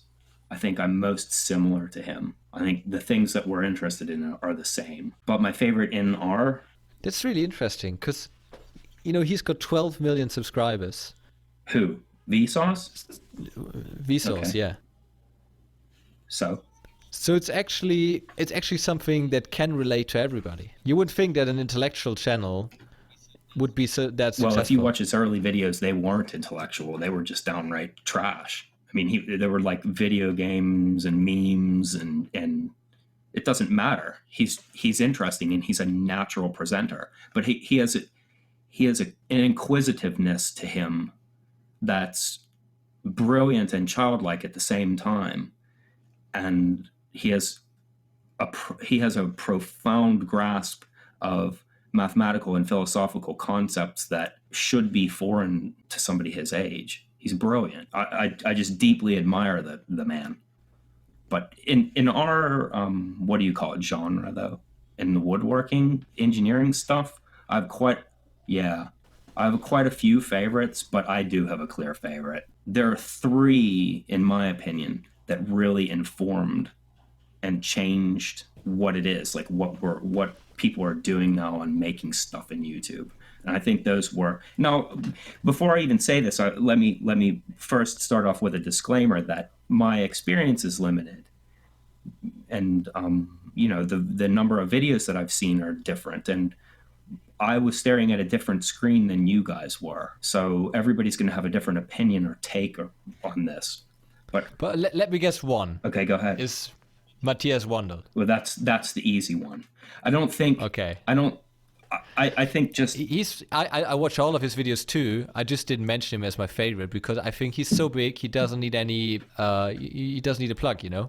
I like to be okay. If I'm going to be asked to talk about him, then I'm going to have to explore both sides of it. For one, the positive aspect. I could just shower him in praise. What he's done for the medium surpasses what anybody else has done. He's made a repository of useful information that is bare bones stripped of BS and just gets straight to the point for people that want to make or reproduce his experiments. He puts them, they're clear, they're concise, they're logical. It's easy to follow, easy to understand, and innovative. And his range of expertise is just unparalleled. He's brilliant. Yeah. He's brilliant. And yeah, he is. I can't keep up with him because he's many years older than I am. So in a lot of ways, I have to be in his shadow. That leads me to the negative aspect of him. I don't think he likes me. Me neither. What do you mean? I once sent him an email. It was quite early on at my, woodworking career, let's call it that way. And I said I need to fix metal brackets to really thin plywood. What's the best way to fit it to the plywood so it doesn't rip out? And his reply was just screws. No. I don't think that's fair to characterize him as not liking you over that. His brevity is symptomatic of a person that's just inundated with just these basic questions, like an endless series of basic questions where people just don't even try to help themselves. And if anyone gets it, I couldn't imagine anyone getting it worse than him. So why do you think he doesn't like you? It doesn't matter. It's irrelevant. I'm forced to feel in a way like I have to be careful that I don't copy what he does too much, because my goodness, am I interested in exactly the same things he is. I mean, everything, every single. I have so many videos that I haven't even released because they'll just be like, "Hey, Matthias already did that." Like no kidding. Like he's covered so much ground that it's like it'd be like me traveling west right now, pretending like I'm exploring the Wild West. This territory has been covered by this point. And so originality is gone, but that doesn't mean that the viewers see it that way. They see it as you're copying someone. So, I try to keep my distance in that respect. But even if he doesn't like me, I don't care. He's irrelevant to me in that sense. But goodness, do I have respect for him. Wasn't there an episode of South Park where they were talking about, oh, The Simpsons already did this, The Simpsons did this, but that show's been on for 20 years, so obviously there's going to be some overlap between television shows, and I'm sure it's the same with YouTube okay, so he just did one on drawing machine. It was a drawing machine that kind of resembles a harmonograph. And his version was constrained by it's not quite as elaborate as a full harmonograph, but this is something that I have a book that's from the early 1900s that outlines how to build a harmonograph. So it's very old, but he just released a video on it, and this is following my 4+ years of procrastination, promising people that I'm going to release my harmonograph. I have a couple different versions of it, and well, just release it and say this is my take on it. Well, yeah, but then that's easy to say, but you also have to space it out so that it's not. I don't know. This is a boring subject. If you don't mind, I'd like to move on. I would like to say though that he's not the only one that I respect. I mean, the other two that I think modeled what the maker demographic is like are Steve Ramsey and John Heiss. For their different reasons. John Heiss is from the construction perspective. I spent years in construction. I started when I was 9. Wow. I'm not joking. 9. For $1 an hour. Carrying 2x4s and pulling nails. I used the... Was it with your parents? Yeah, for my dad, who would be arrested if he were to do that today. Now, at age 11, I was using a Sawzall to cut out floor plates. So by the time I was a precocious learner. So by the time I was 20, I had pretty much understood framing inside and out. Very good. Now, what? I know that's impressive. I think that's really cool. Yeah, it's also frustrating though, because there are a lot of people that have been doing it for 40 years and they're idiots. They still don't know how to do it right. So as a 20-year-old, and like you're already using the Pythagorean theorem to do rafter lengths and stair stringers, and they're looking at you like, why don't you just use a square? You ain't going to use this in real life. Yeah, well, maybe you aren't going to, but I can. I liked that. I liked the puzzle aspect of it, compound rafters and such. So I went out on my own and became self-employed early on. But that doesn't matter. My point was that I was in the construction world for a long time, and that makes me identify with Heiss, because he's clearly the construction guy that's way too smart to be a construction guy, and I love that about him. And he has a long catalog of projects that span from stone to metalwork to wood to aluminum, whatever. What's the medium? It doesn't matter. Whatever he needs to make, and I love that. I'm the same way. But his content is so exhaustively long that I can't even claim to have seen a fraction of it. But I think he did a lot for it. I think he's a great guy, and he builds good things. You know, he's obviously, he knows what he's doing, but I think his video lack a little bit of. They're not really that fresh, you know. I feel they're a little bit. I think he's stuck in a hole that he can't get out of. He needs some help, almost some inspiration to change his channel a little bit. Because I noticed he doesn't grow as much as all the other guys do. They all started off at the same subscriber level at one point, and he's still there basically. I think what he should do is build elaborate videos, you know. Today I'm gonna make this whole cabinet from scratch, everything, start to finish.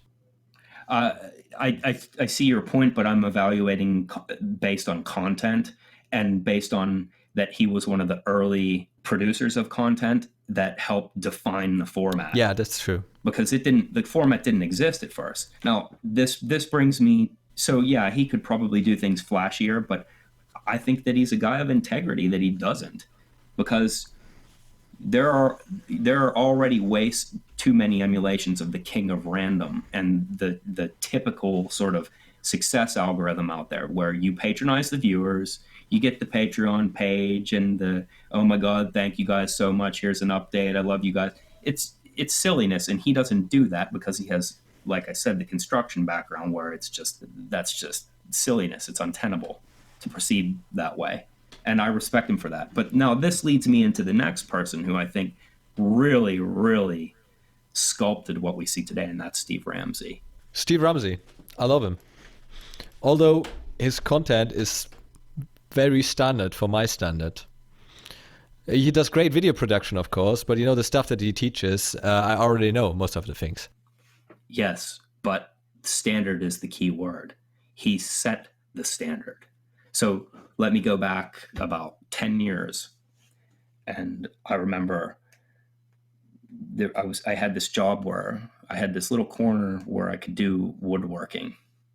And a lot of these guys at work used to love it, that I was skilled in it. So they would a lot of times watch me make things. I had an audience quite often. And I remember making stools out of 2x4. So I was just making a bunch of stools. And I remember somebody said something to the effect of, I can't believe that you can make a stool in just a couple minutes like that. To this day, I've streamlined and optimized that stool design. I've made dozens of them. And if you made a video of it? I don't think so. But if you look around in my videos, you'll see shop stools floating around. Not that goofy one that's in my garage, but the 4-legged ones that are made out of 2x4s. Anyhow, the person said, I can't believe you can make a stool like that so quickly. And so they were all over the workplace, and they're rugged and cheap and easy to make. And I said, I would love to make a show called the Table Saw and 2x4 Workshop, where I make simple, rudimentary designs using only a table saw and 2x4s, just to show you the wide array of designs that are available to you. If you're imaginative, you can make all sorts of things out of just 2x4s with some drywall screws and a table saw. It's amazing what you can make with just that limited palette. And when I finally discovered YouTube a couple years later, Steve Ramsey had beat me to it. His Mere Mortals thing was table saw and 2x4 workshop. And when I saw it, I'm like, oh my goodness, I always had that idea. But Steve Ramsey is not the kind of klutzy person that he portrays. I hope you won't mind me saying that, but he acts that way, like he's the goofball. And that makes him more approachable and palatable for mass viewing. But in reality, he's brilliant. He has... Interesting.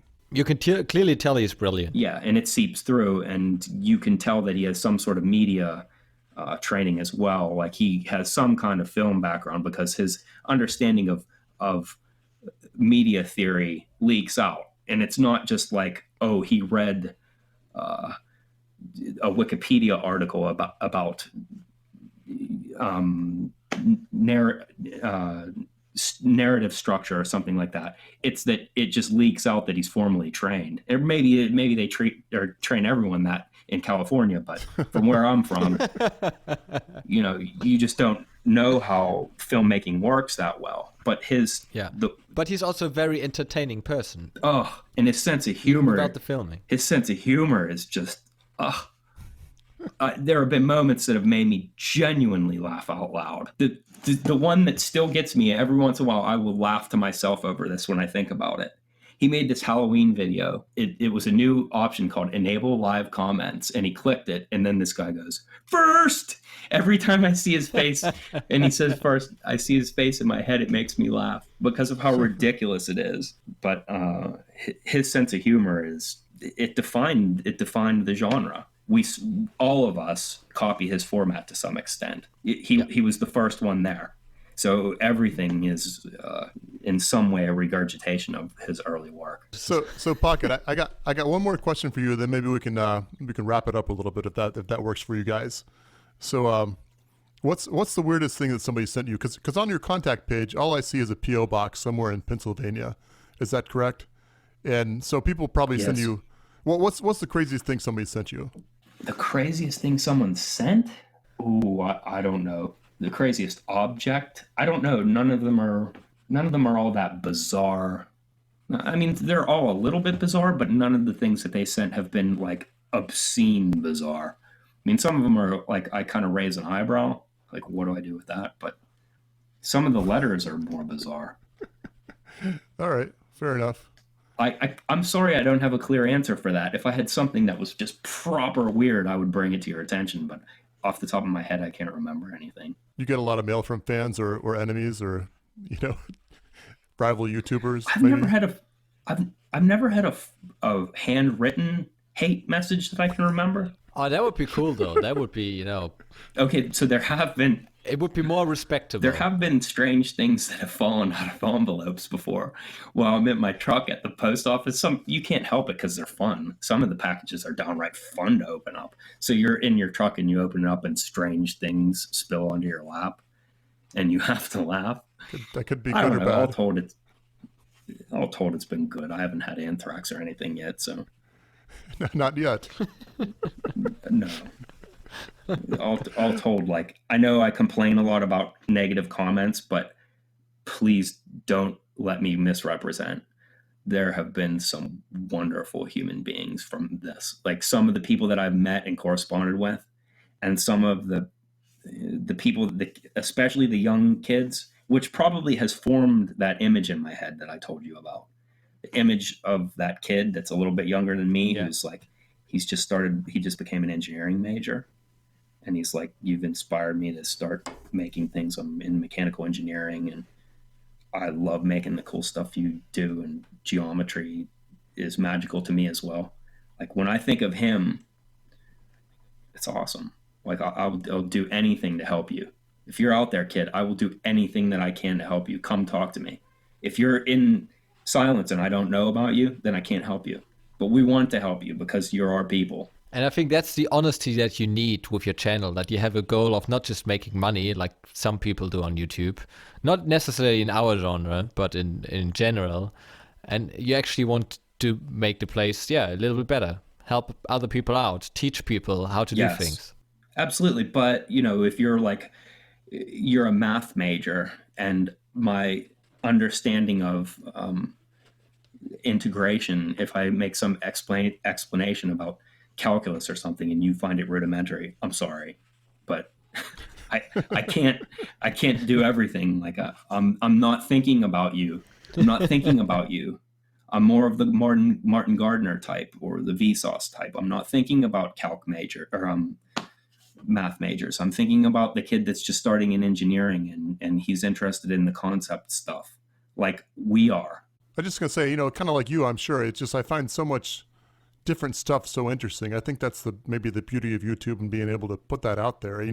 What you make and what Max makes and what I make are all a little bit different, but they're all, I don't know, they're all kind of unique and weird and wonderful in my opinion. I think it's...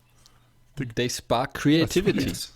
It might be a bad idea to not be specific, though, because I have a wide range of projects. I think that makes me less approachable. Like if I only bake cookies and that's it, then I'll get the cookie baking demographic. So, I agree with that. I mean, that's one thing I struggle with. I feel like, because I make a lot of different things, so do you. But, somebody like, like Peter Brown, who you collaborated on with that Kane, he has a very specific thing that he does.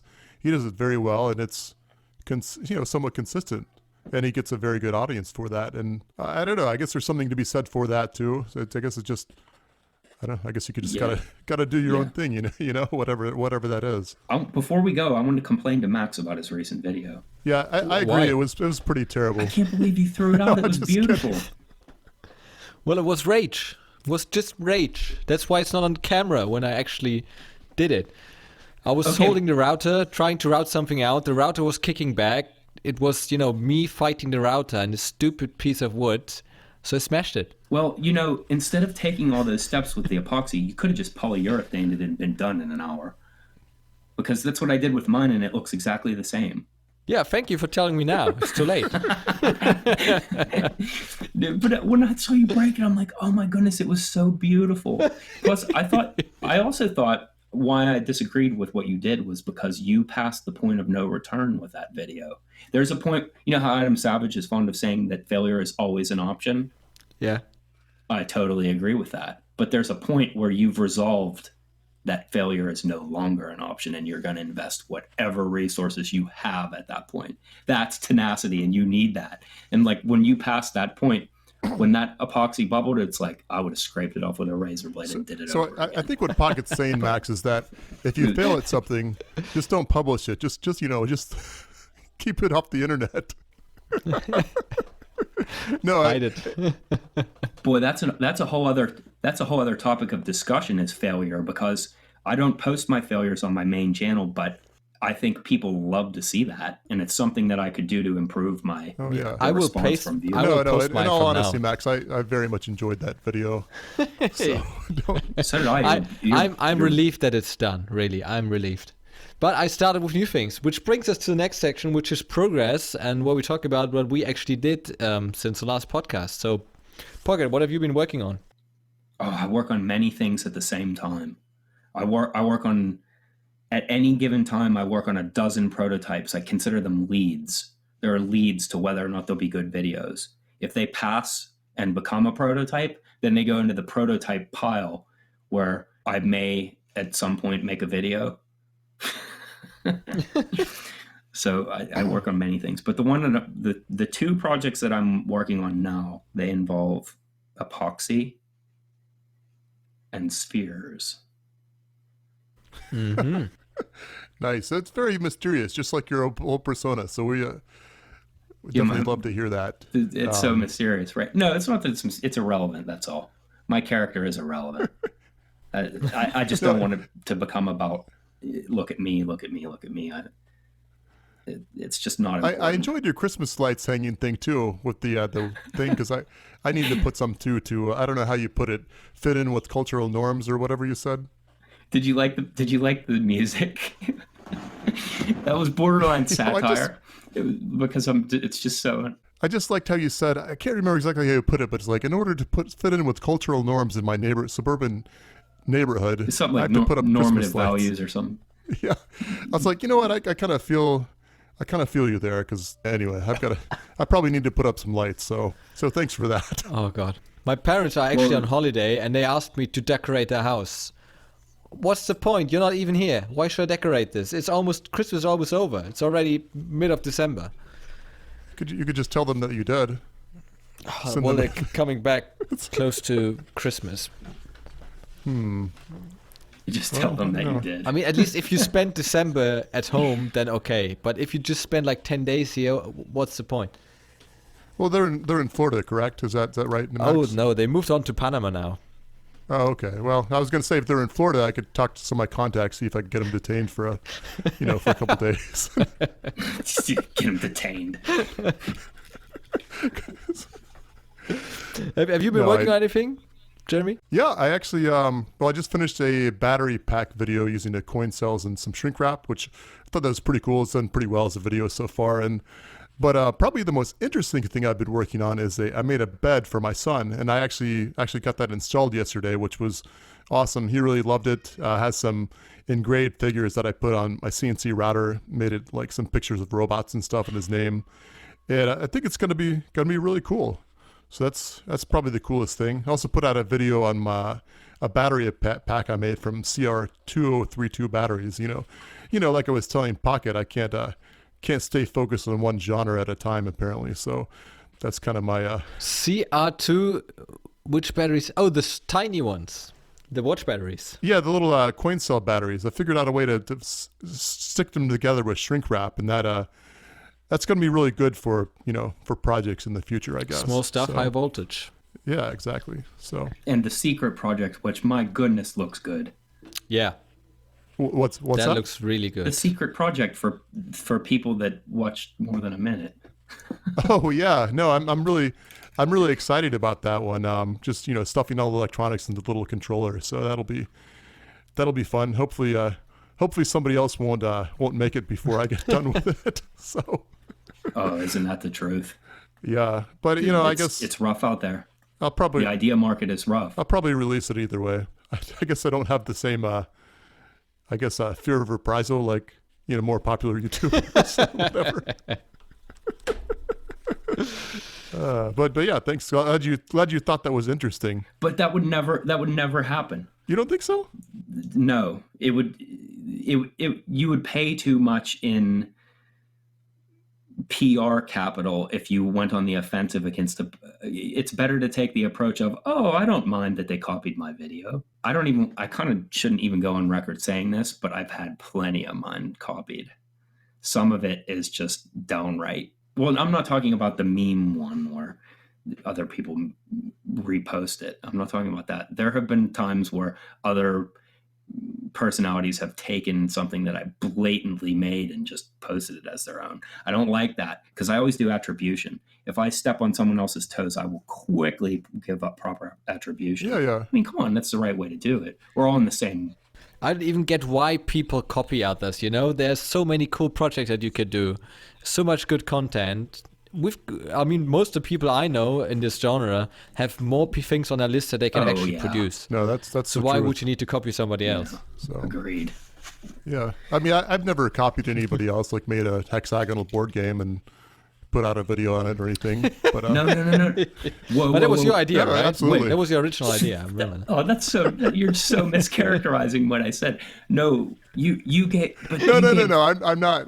I didn't mean to. No, we get what you said. You gave attribution, so it was like so perfectly done that it was flattering. I mean, that was like I appreciate. Wow, I appreciated that. But no, I thought that was awesome though. I was like, wow, the person who actually designed this originally is commenting on my channel about this.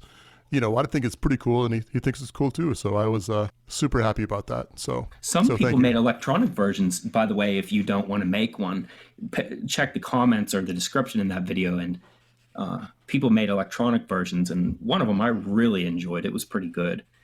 There were a couple different themes that they came up with. Was it the Angels and Demons or something? Yeah.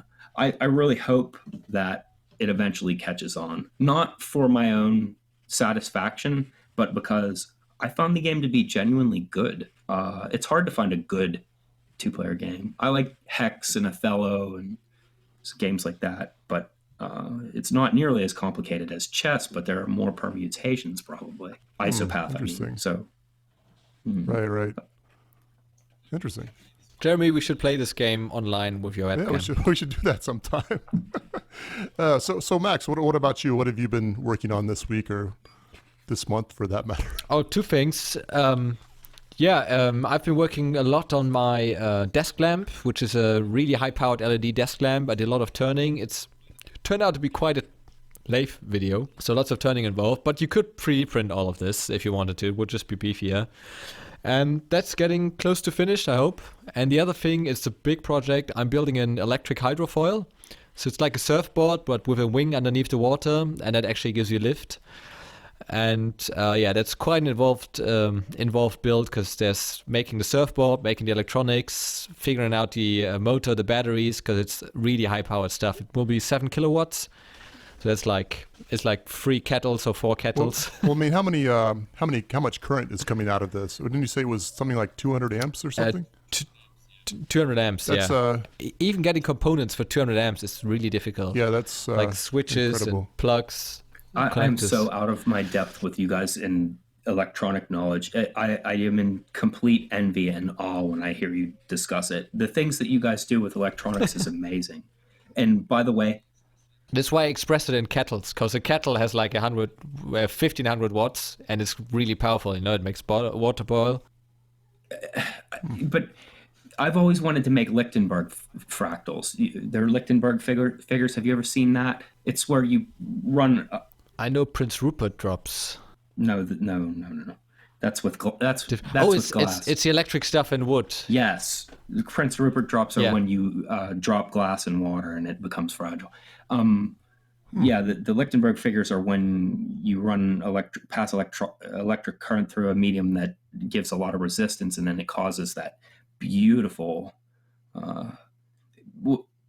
sort of lightning shape. It looks amazing in acrylic, and it also works on wood. I always wanted to try it, and I even have an old broken neon sign, but there's just something mysterious and threatening about electricity that my ignorance prevents me from dabbling with it too much. And to hear you guys are clearly adept, and that brings me to my point.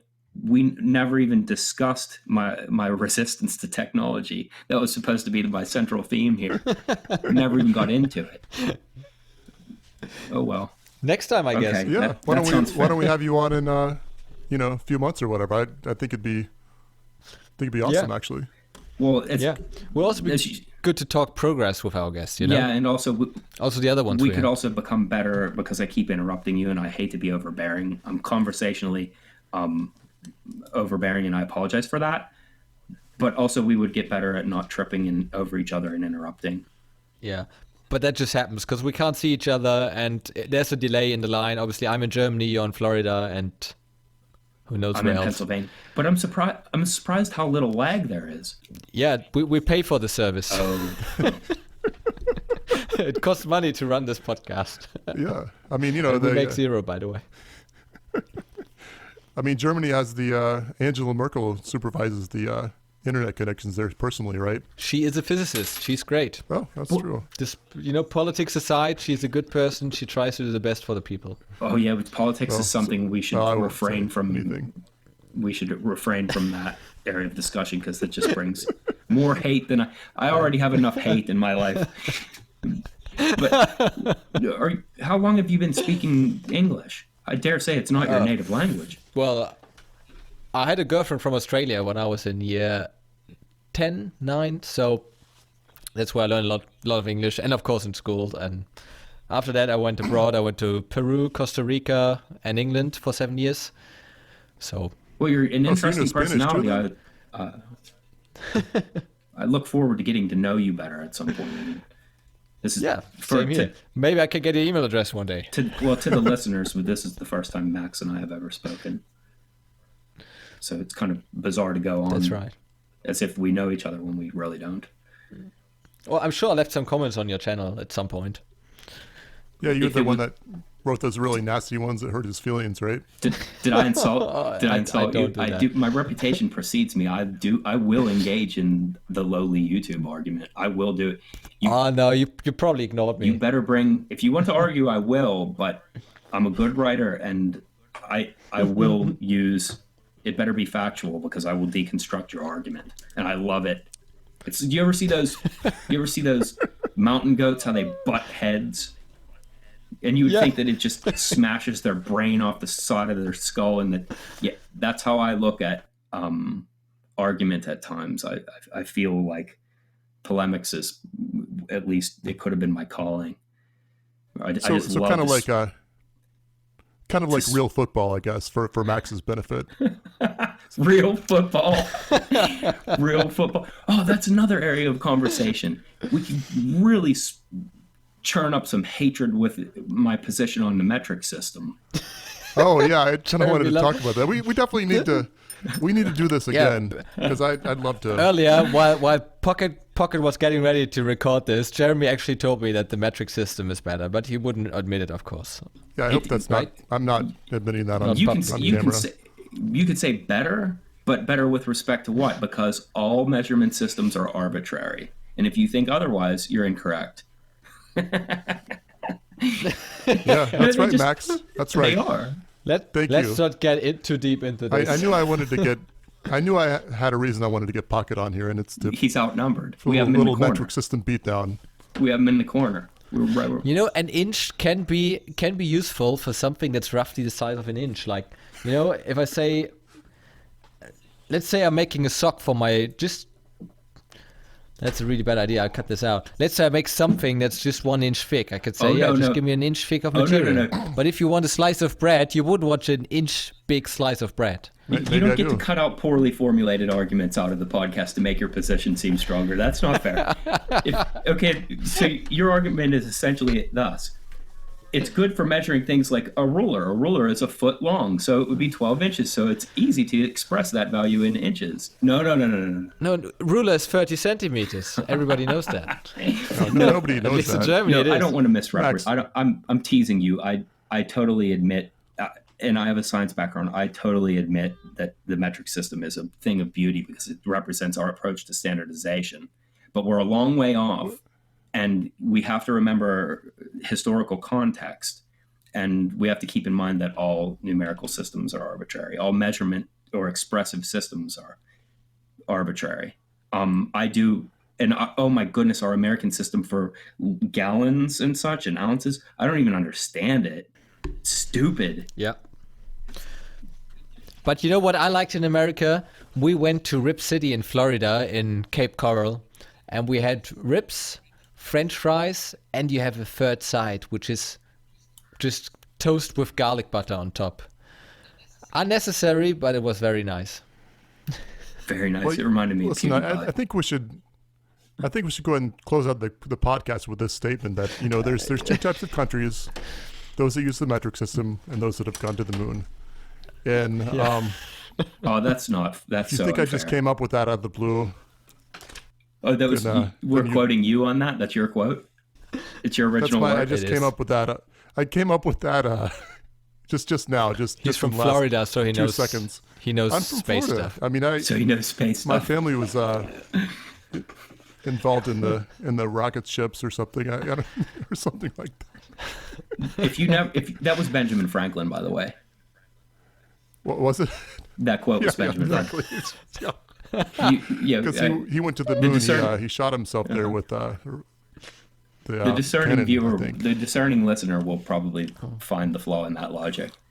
But The whenever discerning you're listener will probably understand it's not a video, not a viewer. never Never the mind. discerning listener probably would turn this off when they Anyway, figured guys. out it was me.